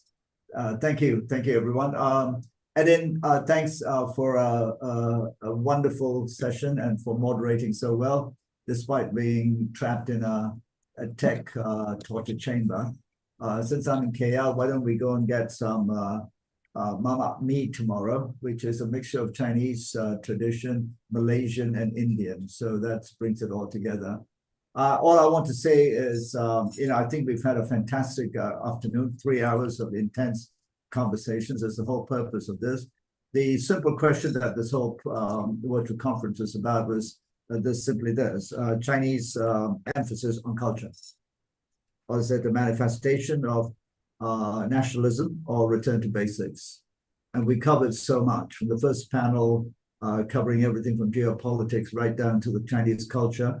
And everyone, I think, could argue that other cultures have the same, and we touched on that. The Chinese cultures of virtue, meritocracy, competence, etc., serving the community. Is that serving China well? Is it what has transformed China? And can it be applied to other countries as well? And the historical context. And then in panel 2, thanks to every one of you. I listened to every bit of it, by the way. Was wonderful in terms of looking at contemporary China and looking at all the implications of that, including, of course, the real role of the state, but also importantly, as Professor Du mentioned at the end, the role of money, because money influences culture, as we all know. And as someone who's always wondered about this question of soft power, and that term essentially quite so often associated with American power, I've always worried that that the rest of Asia and other civilizations would be swamped to that tsunami of culture, soft power, including fast foods, junk foods, and all of that. And it's very good to see that the world is essentially embracing not just Chinese culture, but we've seen other cultures also being embraced all over the world. So it's been an extremely rich conversation. And all that I've left to do is thank everyone for turning up. Typically, we've had tens of thousands of people watch both on streaming, and of course the recording will be made available to everyone. I have a list of partner organizations to thank. I will not go through all of them. They know who they are. We'll put them on our website. And I hope that you will all join us again for the next one. And Sarah, that's a Chinese painting that I bought 25 years ago. So I'm going to invite you over to come and tell me what it might. I'm not selling it, but I'm just interested to know what you might think of it. But everyone, culture, China, manifestations of nationalism or return to basics. We cover the whole spectrum from all parts of the world and inputs from everyone else. So thank you for coming. Brian, thank you as well. Dr. Inwood, Sarah, and Dr. Du, and Edin, my brother, thank you so much for being with us. Take care, everyone. And to the audience, I hope you all enjoyed it. I've had lots of messages from friends from all over the world, including from Italy, from Africa, etc., saying this has been a wonderful conversation, and they wish we had more time with both panels. So thank you. I'll sign off now. Cheers, everyone. Have a good evening or good day wherever you are. Bye-bye. Thank you. Bye.